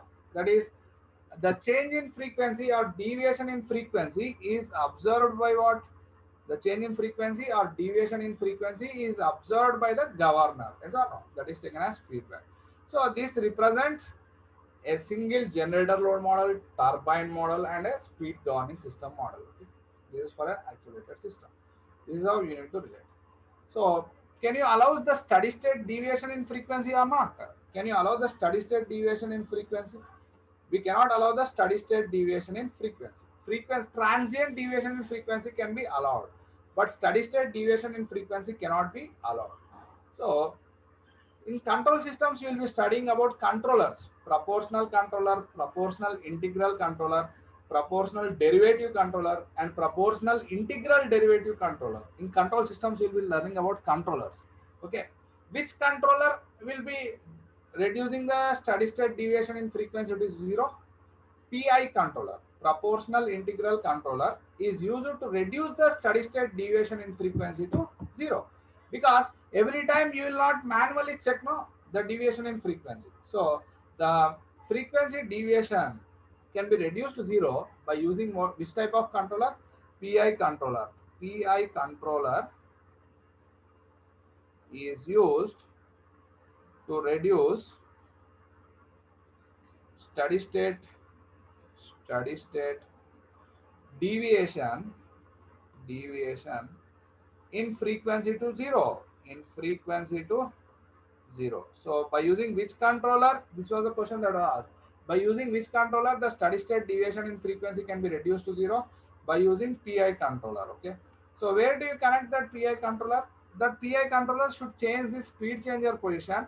Command signal must be changed in accordance with the change in load. Okay. So we can show like this here. Yeah, observe here carefully. Where to connect that PI controller?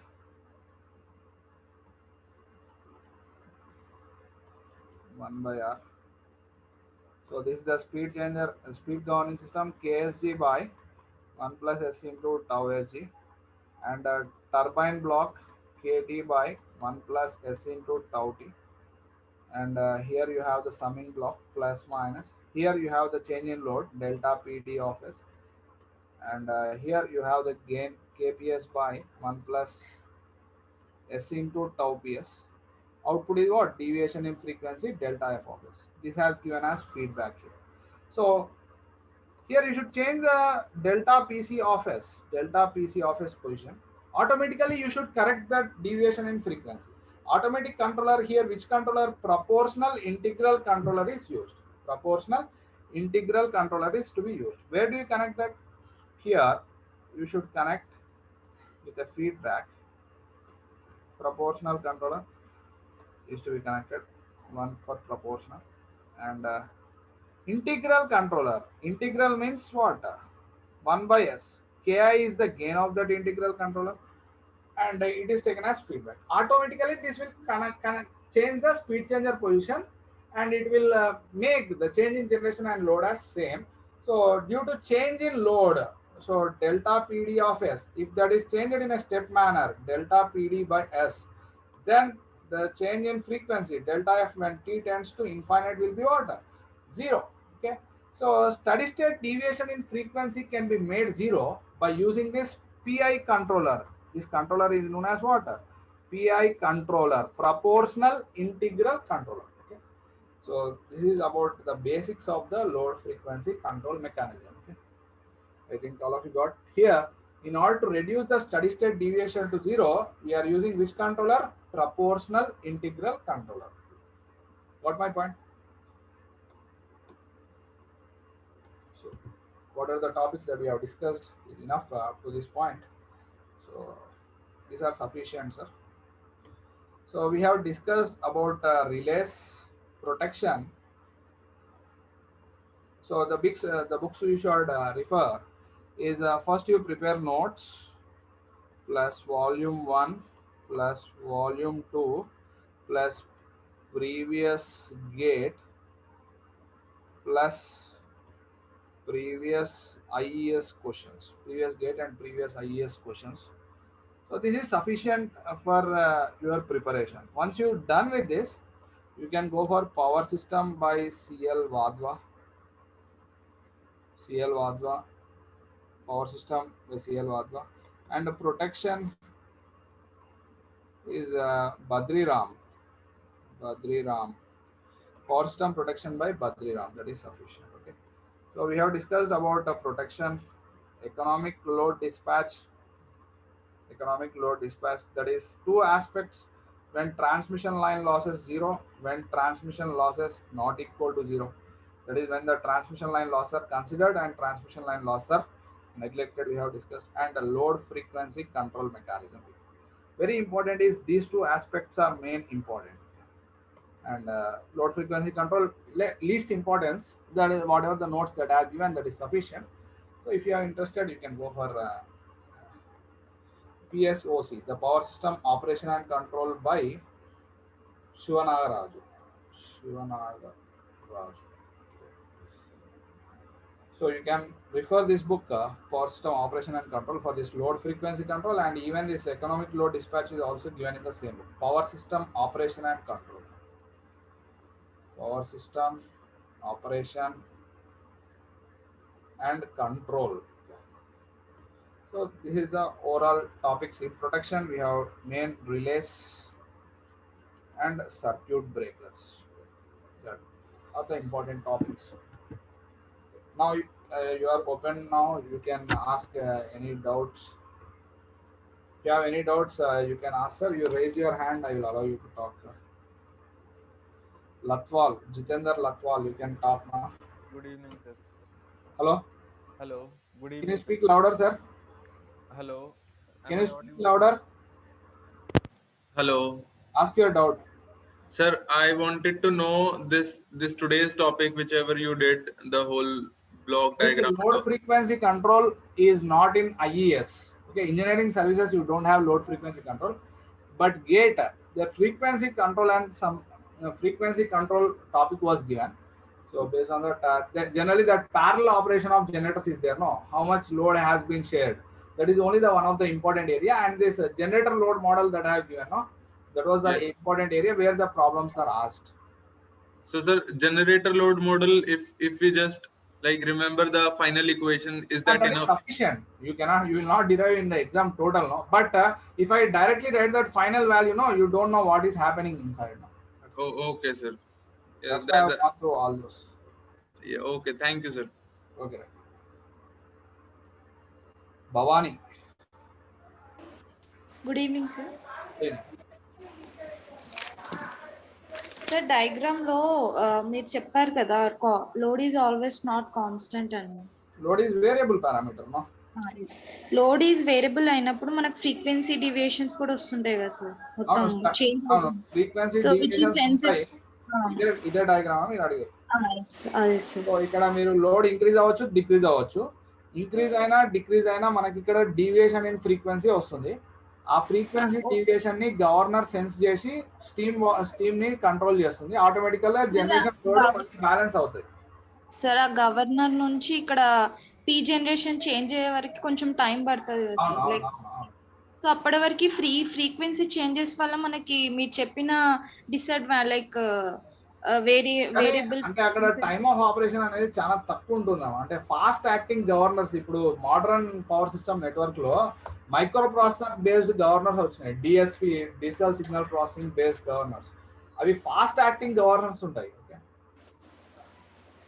Okay sir. ఇంకా మీరు change in generation 1 ఒకటి equation లో delta PG one change in PG one is equals to minus delta F by R1 అన్నారు కదా sir.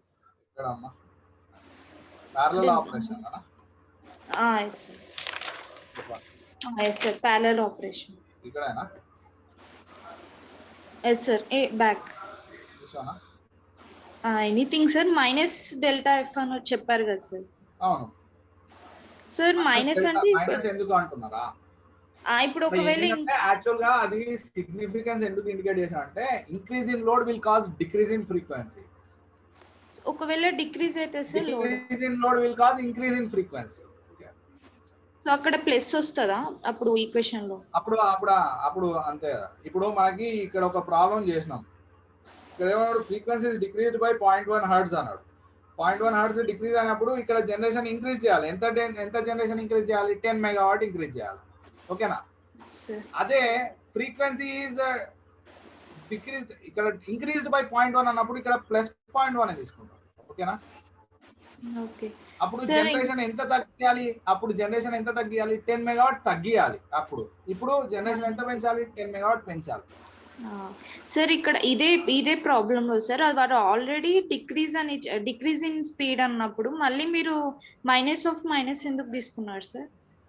అంటే ఇక్కడ frequency decreased by 0.1 hertz అన్నాడు. Okay, అంటే డిక్రీజ్ అనే అది ఆల్రెడీ ఈక్వేషన్ లో మైనస్ 0.1 తీసుకున్నాం.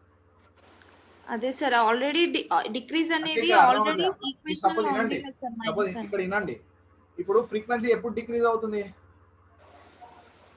వోల్టేజ్ లోడ్ జనరేషన్ కంటే ఎక్కువ ఉన్నప్పుడే ఫ్రీక్వెన్సీ డిక్రీజ్ అవుతుంది. అర్థమైందా? Yes sir. అంటే మనకి జనరేషన్ పెంచాలా తగ్గించాలా? జనరేషన్ తగ్గించాలి. పెంచాలి కదా. లోడ్ ఎక్కువ ఉంది, జనరేషన్ తక్కువ ఉంది. బ్యాలెన్స్ చేయడానికి జనరేషన్ పెంచాలి. జనరేషన్ పెంచాలంటే ఇక్కడ మనము ఫ్రీక్వెన్సీ డ్రాప్ అయింది కాబట్టి అక్కడ నెగిటివ్ సైన్ తీసుకున్నాం, ఎందుకంటే జనరేషన్ పెంచాలి. ఇక్కడ జనరేషన్ నెగిటివ్ సైన్ అయితే మళ్ళీ జనరేషన్ తగ్గిస్తారు అక్కడ. ఓకే ఓకే ఓకే సార్, అంతే sir. Thank you Vaishnavi Sir, in 56 F, sir. in 56F.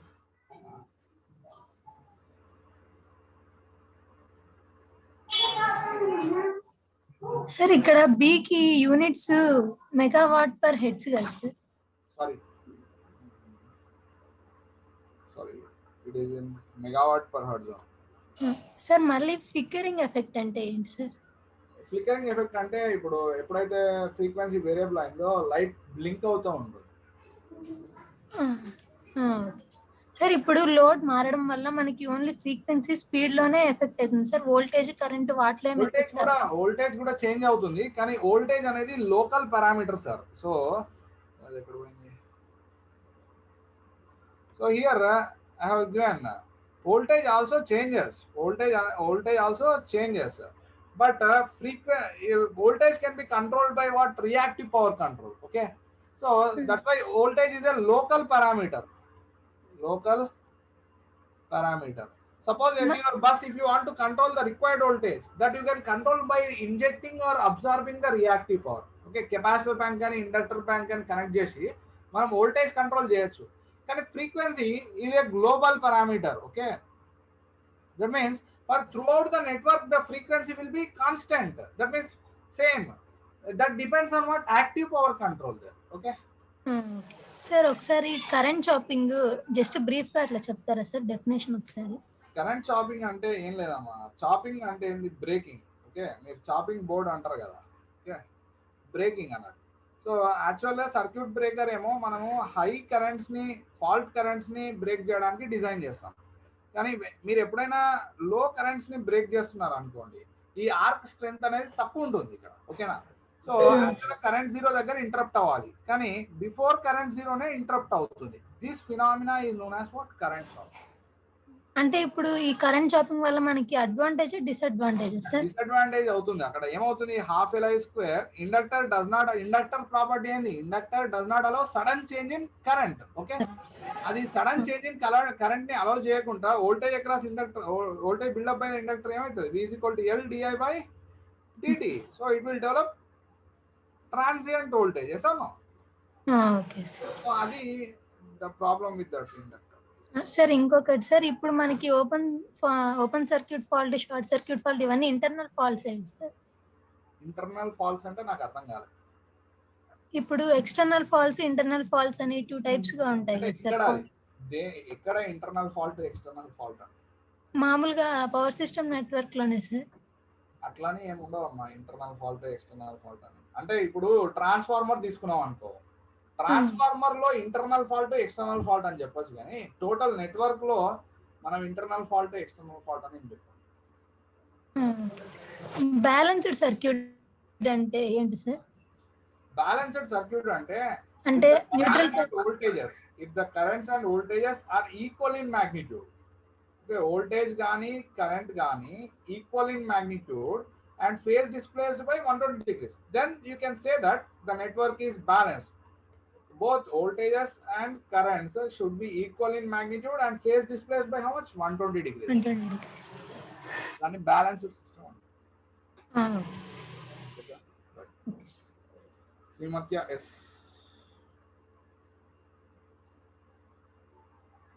Sir, can you hear me, sir? Ask your doubts. Sir, in fly ball, sir, the diagram can you show me? One second, sir. This one. So here when the frequency, yes, sir. Here when the frequency decreases, the fly balls will expand, sir. When frequency decreases, fly balls will move inward. Inward, sir.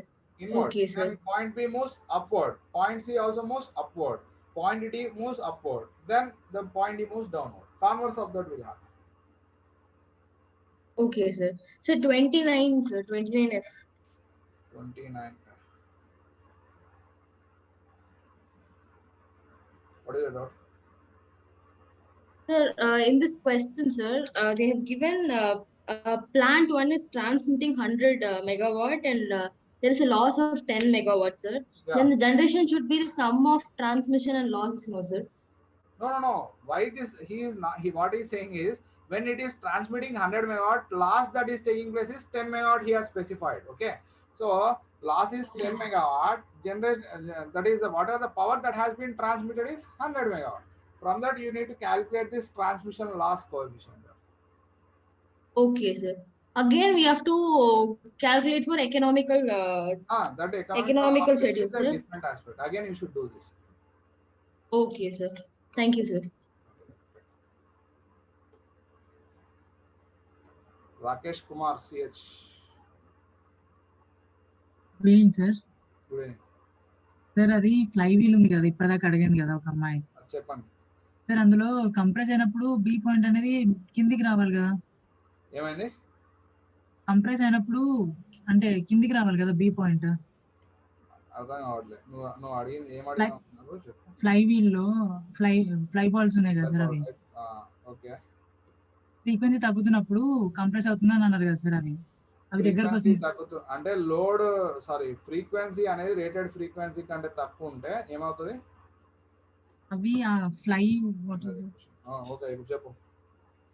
ఇప్పుడు ఆ fly balls అనేది rated frequency కంటే తగ్గితే ఏమవుతుంది అంటున్నావా? అవును sir. Frequency rated frequency కంటే తగ్గినప్పుడు ఫ్లై బాల్స్ ఇన్వర్డ్ మూవ్ అవుతాయి. ఓకే దగ్గరకు వస్తాయి. దగ్గరకు వచ్చినప్పుడు పాయింట్ బి అప్వర్డ్ మూవ్మెంట్ కి వెళ్తుంది. ఓకేనా? Okay understand my point. yes sir. Point B upward movement కి వెళ్తుంది. when point b is moving upward, when point b moves upward, point c also moves upward. okay c move పైకి వచ్చినప్పుడు d కూడా పైకి వస్తుంది. d ఎప్పుడైతే పైకి వస్తుందో హై ప్రెషర్ ఆయిల్ ఈ పిస్టన్ పైనకి వెళ్తుంది. పైనకి వెళ్ళినప్పుడు పాయింట్ ఈ డౌన్వర్డ్ మూవ్మెంట్ కి వస్తుంది. డౌన్వర్డ్ మూవ్మెంట్ కి వచ్చినప్పుడు స్టీమ్ ఇన్పుట్ అనేది ఇంక్రీజ్ అవుతుంది. Okay okay sir. Okay right. Sunil, hello sir. ask your doubts. Sir, in 47F sir. In 47F. okay. What is your Sir, doubt? that minus of minus 1, how sir? Here he has given in the question frequency is decreased by how much? 0.1 hertz. Frequency is not increased. Frequency is decreased. That's why you should take minus of minus. This delta f is how much here? Delta f is minus 0.1. Minus. Okay sir. Sir, if there is frequency is increased, then this minus will be get plus, na? Okay, then frequency is increased means you should decrease the generation, no? Okay sir. Okay, thank you sir. Chandu Srinivas, Manikanta Surya. Sir? Ask your doubt. Sir, am I audible? Yeah, you are audible. Sir? Ask your doubt. Okay, sir. Sir, after the completion of this, today it is completed, right? So after coming to the institute, you will again you are sir. I'm not hearing your voice. What is your doubt, sir? Hello. What is your doubt? Sir, after coming the academy, you will చెప్తారా? Doubts వస్తానా? లేదు sir, మళ్ళీ subject చెప్తారా offline లో? That you should actually offline కూడా online పెట్టారు కదా. That you should talk to అందుకని management, అడుగుతున్నా. sir. That you should talk to management. I am not the right person to answer that. Okay, sir. Because Okay. that is not in And my hand, thank you, no? sir. This is only the round. Okay, right. Okay. Thank you. This is only the round. Okay, right. Thank you. Sir. Sir. What is your? I am not. Sir? Your what is your doubt? Sir, can you please give me your mobile number? Okay. Or email ID. I am giving my mobile number daily. Okay. Okay, okay. And sir, after getting a doubt session, I'm leaving, sir. That's why I'm asking you Okay, okay, again okay, and no again. problem. Okay. Sorry for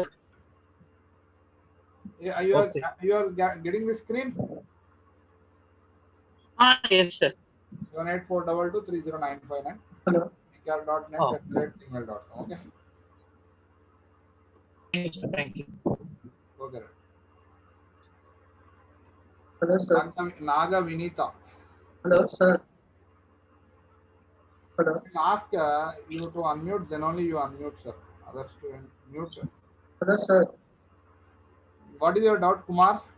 Sir, surplus power is there, sir. Surplus power. Okay, what is your doubt? Surplus power. Second test is change in load due to change in frequency.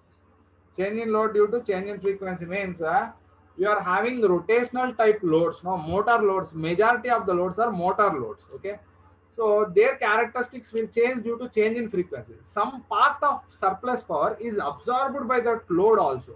That is known as change in load due to change in frequency. Like PFP, frequency control, frequency controlled applications. Frequency controlled load applications, right? I'm not getting your voice is not clear. Sir, frequency control load applications, sir. Frequency control load applications. ఆ టైంలో అంటే frequency మనం change చేసినందుకు load మన required characteristics. I'm not. Your voice is too much disturbance, sir. I'm not. Sir, frequency. Okay, sir. Can you do one thing?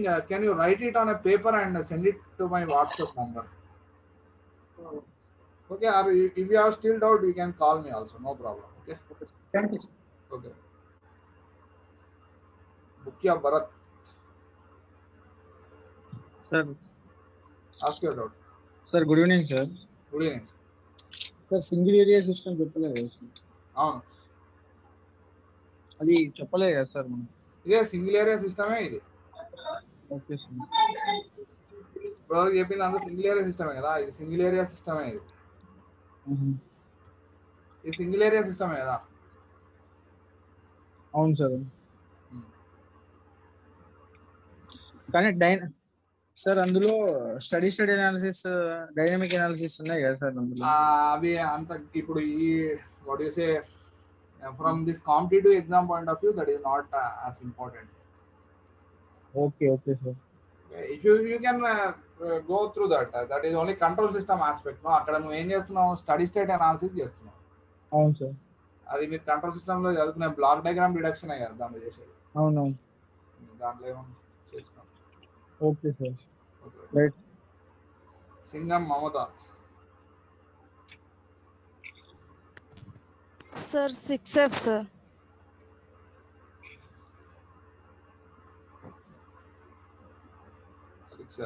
What is your doubt?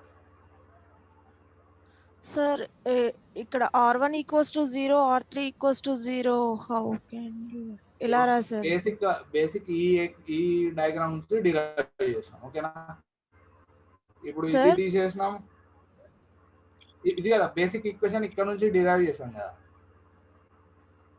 Okay sir, చెప్పండి sir. ఇందులో మనం ఇది తీసేసినాము. Only అప్పుడు ఇది తీసుకొచ్చి ఇక్కడ connect చేసినప్పుడు అక్కడ మిగిలింది ఏంది అదే. Sir R1 equals to 0. ఆ లైనే లేదమ్మా, ఆ లైన్ లేదు, ఆ లైన్ తీసేసినాం కదా. ఆ లైన్ లేనప్పుడు రెసిస్టెన్స్ ఏమవుతుంది, 0 అవుతుంది. అక్కడ లైన్ అవసరం లేదు. Okay, understood sir? Got it or not? No sir.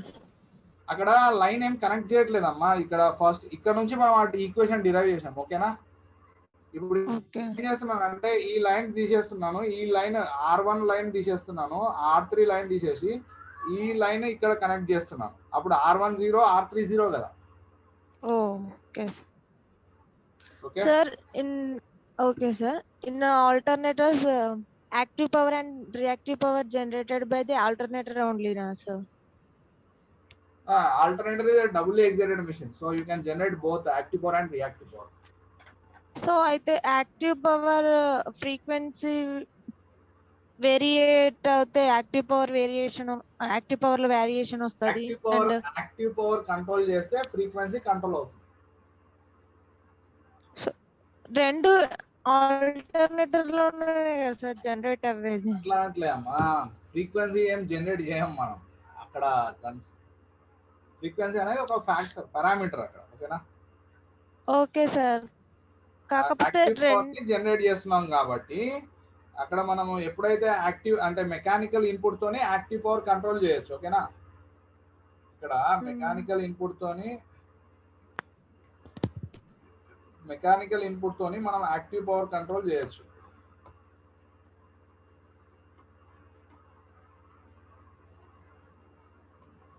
Mechanical input control చేసినాం అనుకో, this mechanical input is controlled, then the active power can be controlled. Okay? Okay sir. Reactive power కూడా మనం frequency reactive power ని మనం alternator ద్వారా control చేయొచ్చు. Reactive power devices, capacitor bank, inductor bank use చేసి కూడా కంట్రోల్ చేయొచ్చు. Okay sir. That is wattless power, no? Okay sir, thank you sir. Offset mho relay operation ఒకసారి చెప్పండి. మోరిలే క్యారెక్టరిస్టిక్ ఏంటి? మోరిలే అనేది సర్కిల్ పాసింగ్ త్రూ ఆరిజిన్ కదా. Offset mho relay అంటే మనం దానికి ఒక డీసీ సిగ్నల్ యాడ్ చేసాం అనుకోండి.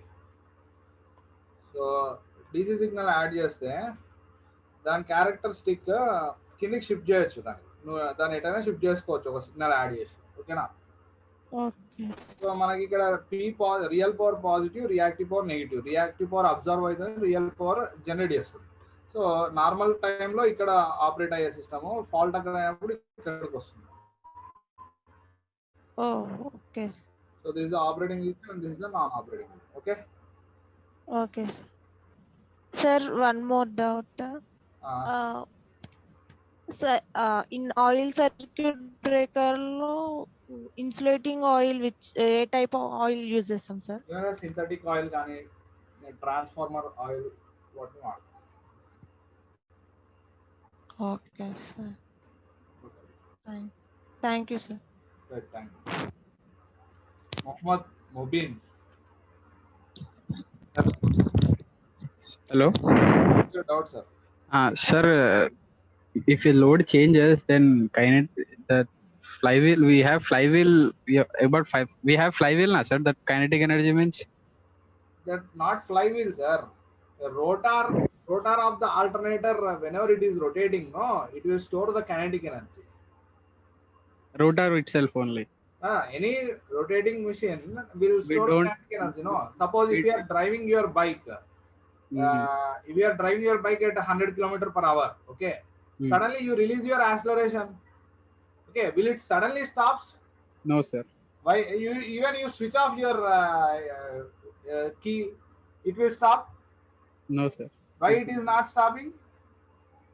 That's inertia, sir. That inertia is nothing but kinetic energy, no? That is energy stored in the form of kinetic. Okay sir, it means we are not having any extra flywheel like in other drives. Design. If you are adding flywheel, it can store more energy. That is a different aspect again. Okay, now cleared sir. I thought it would have. Okay sir, one more thing sir. Okay. Sir, we don't we have that equal area theory and other concepts? That is stability, sir. Faults, stability, other another schedule. Here in this only 3 topics, sir. We have covered only protection, LFC, and economic load dispatch. That is a different aspect again. Okay, sir. That generator and load modeling is there, na sir. We have got PG minus PL equal to. Okay. Sir, how we got that that surplus energy is stored in 2 forms, na sir. That how we formulated those 2 equations, sir. That dy d. This one. The next. Yes sir. This d by dt of WK and that another one. Suppose load has changed by 100 megawatts. Okay. Instead of that, if you are generating 120 megawatts, surplus is how much? 20 megawatts. 20. Where the 20 megawatt goes? As I said, it's in two forms. That is in one form of kinetic energy, and some power is absorbed by the loads. Hmm. Okay. Sir, I want to know those equations, sir. Why we are taking the d by differential equation here, I am partial, taking like. differential mechanism. This is power, no? This is what power. Kinetic energy is energy. Yes, sir. Energy is nothing but this is time varying. Okay. Okay, rate of the second one, sir. This is also change in load. The dou PD is change in load due to change in frequency. Change in load due to change in frequency. Okay, sir. Here we are using partial, no, sir. That's why I'm I am asking, sir. saying partial means if we are having two different areas, that respective area will have its own influence. Sir, now PD will have what other variables, sir? Like F is one variable, no, sir, with respect to PD equation. PD is what? Here. Power PD drawn is by the load. power drawn by the load, sir. Sir, I'm just taking like mathematical, sir. If we have dou y, sir. What is your doubt? Sir, like we have dou y by dou x means y is a function of x, like that we have now, sir. Dou y by dou x. Okay. Then variation of y with respect to x, if y is a function of x as well as z. That is here you don't have two partial derivatives, only one partial. Okay. And Okay. for depends on frequency. That is frequency change is due to only one derivation. Okay. Sir, I want to know, can we have any quick revision classes? Because we have completed some of the few subjects. Sir, actually, I think they will plan one doubt session also. That maybe after some days, okay, one day doubt session will be there. So I think we are getting these videos also, no? Sir, a doubt session means we can solve by calling also, sir. But if we have sessions like only important topics clearing without anything going on writing, so that we can store in our brains, in our mind. Then what is your requirement? I am not getting. Sir, I want whole revision, sir. That's it. Whole revision. Yes, sir. Now we have completed 3 topics now, sir. So revision, like revision class, sir, I'm asking. That's it.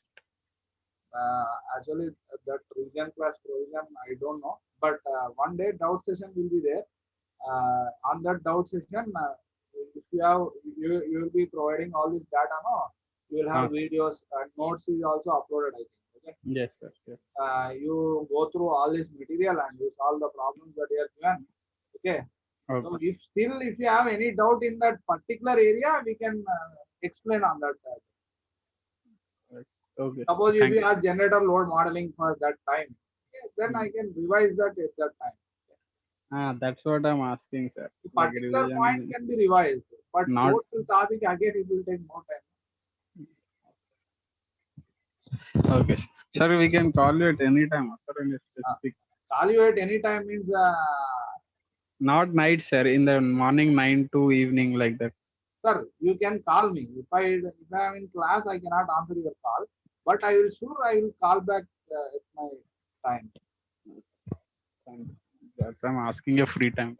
Thank you, sir. I'm saying, no, today now class is from 5 to 9. Who will suppose after your class? Do you think I am free from 5 to 9? My class is not fixed. That's all. Thank you, sir.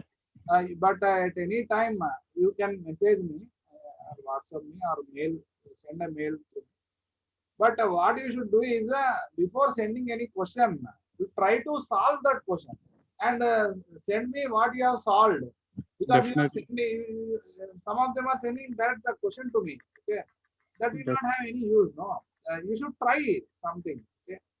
Yes, Whatever you have tried, you just send a photo of that, so that what I can do. You have done mistake on so and so point, so that I can correct it. You are simply sending the question means again I should go and solve it. That will not. Definitely, sir. Sir, we should focus more on problematic only, na, sir. But related to gate. Gate Get problematic ones. Okay. Thank you. Shivakumar.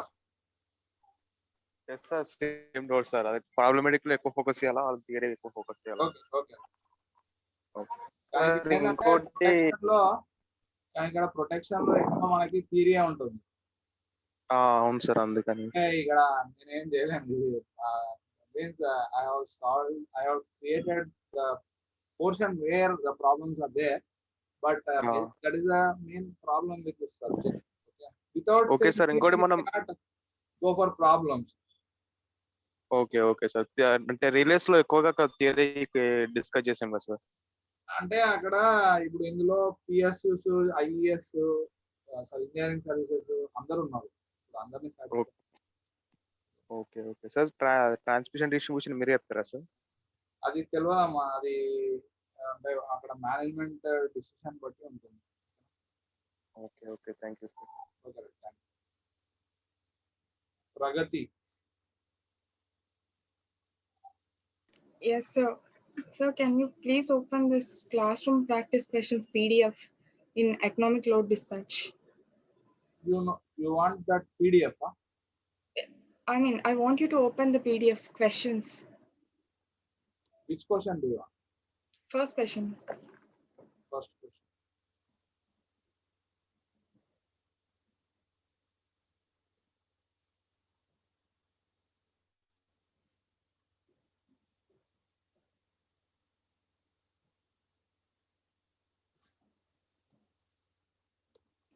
What is your doubt? In first question, sixth problem. Okay. First question, fourth problem is maximum possible demand on 2 units. What is the limits given? 20, 40. So minimum limit is how much? 20 plus 20. So P1 is 20 and P2 is also 20. How much? 40. P minimum, that is minimum possible demand is how much? 40 megawatt. Okay. Yes, sir. Similarly, maximum possible demand means add maximum value. Okay. P max is P1 max plus P2 max. 250. 250 megawatt.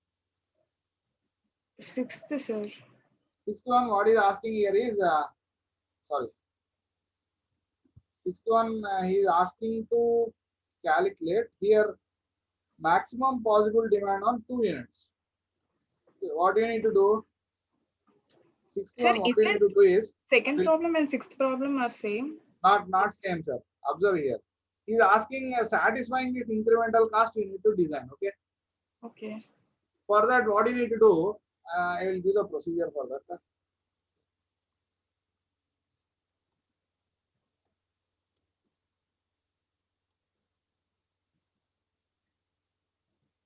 So, what is which problem? First question, the problem. First question, CRO, problem number 6. Now, PD Max in economic dispatch is asking. PD Max in economic dispatch program is asking. Okay. Yes. First, step 1, what you need to do is, in first step, you calculate PD Max. How do you calculate PD Max? P1 max plus P2 max. Okay. Are you there? Oh, yes, sir. I was First listening. step, you calculate PD max. Okay. In step 2, what you need to do is, for this PD max, for this PD max, calculate P1 and for this PD max, calculate IC1, IC2. Okay. Okay, sir. IC1 and IC2. For PD max, first you calculate what is P1 and what is P2 by using the coordinate equation. By using the coordinate equation, you calculate P1, P2. Okay. Okay. Then calculate IC1 and IC2. Understood my point? Yes, sir. Okay. This you have already done. PD max is how much there? 250. No. Yes, sir. So for 250, you have already calculated lambda 1 and lambda 2. Yes or no? Yes, sir. Lambda 1, lambda 2. Up to this part, you have completed. Okay. Yes, sir. In step 3, what you need to do is calculate IC minimum. IC minimum, that is minimum of IC1 comma IC2. Minimum of IC1 comma IC2. Okay. Okay, so we don't consider the condition Listen here. which participates in the economic dispatch, that we Because don't consider. you should consider that. Suppose if you are having the characteristic like this. Okay. This is IC versus power generated in megawatt. So this is IC1 characteristic. Suppose this is IC2 characteristic. So up to this region only you can get what? Economic dispatch program. Understand my point? Yes, sir. Okay. Hmm. This is so how do you decide this? Beyond this portion, you cannot get the economic dispatch program. Got my point here? So this will decide the minimum value of that IC. And if you observe the characteristic like this, so if you go for this, so beyond this point, you cannot go for economic dispatch program. So within this region only, you will get economic dispatch program. Okay, sir.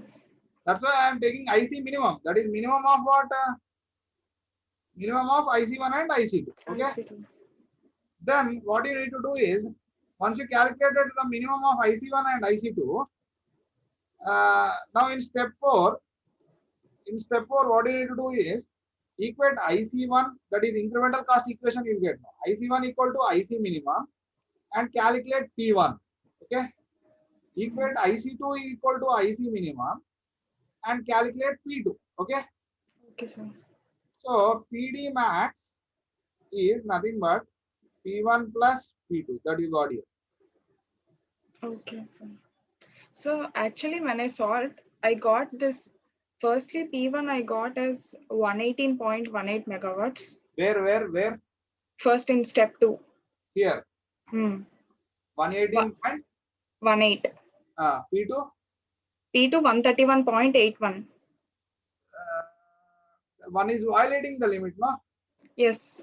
Then you should set that to the limit that you have calculated, no? Yes. Then we will adjust P1 to 125. Yeah. Now, okay, sir. P1 is how much? 125. Okay. P2? P2 also 120. Like if we adjust, Okay. then P2 we'll is P1. 125. P1 is 125. Up to this point, you have already completed. And Yeah. you have calculated. We have already calculated lambda 1, lambda 2. How much? 31 and 32.5. 32.5. This one is also completed. Now, what is the minimum of this IC1 and IC2?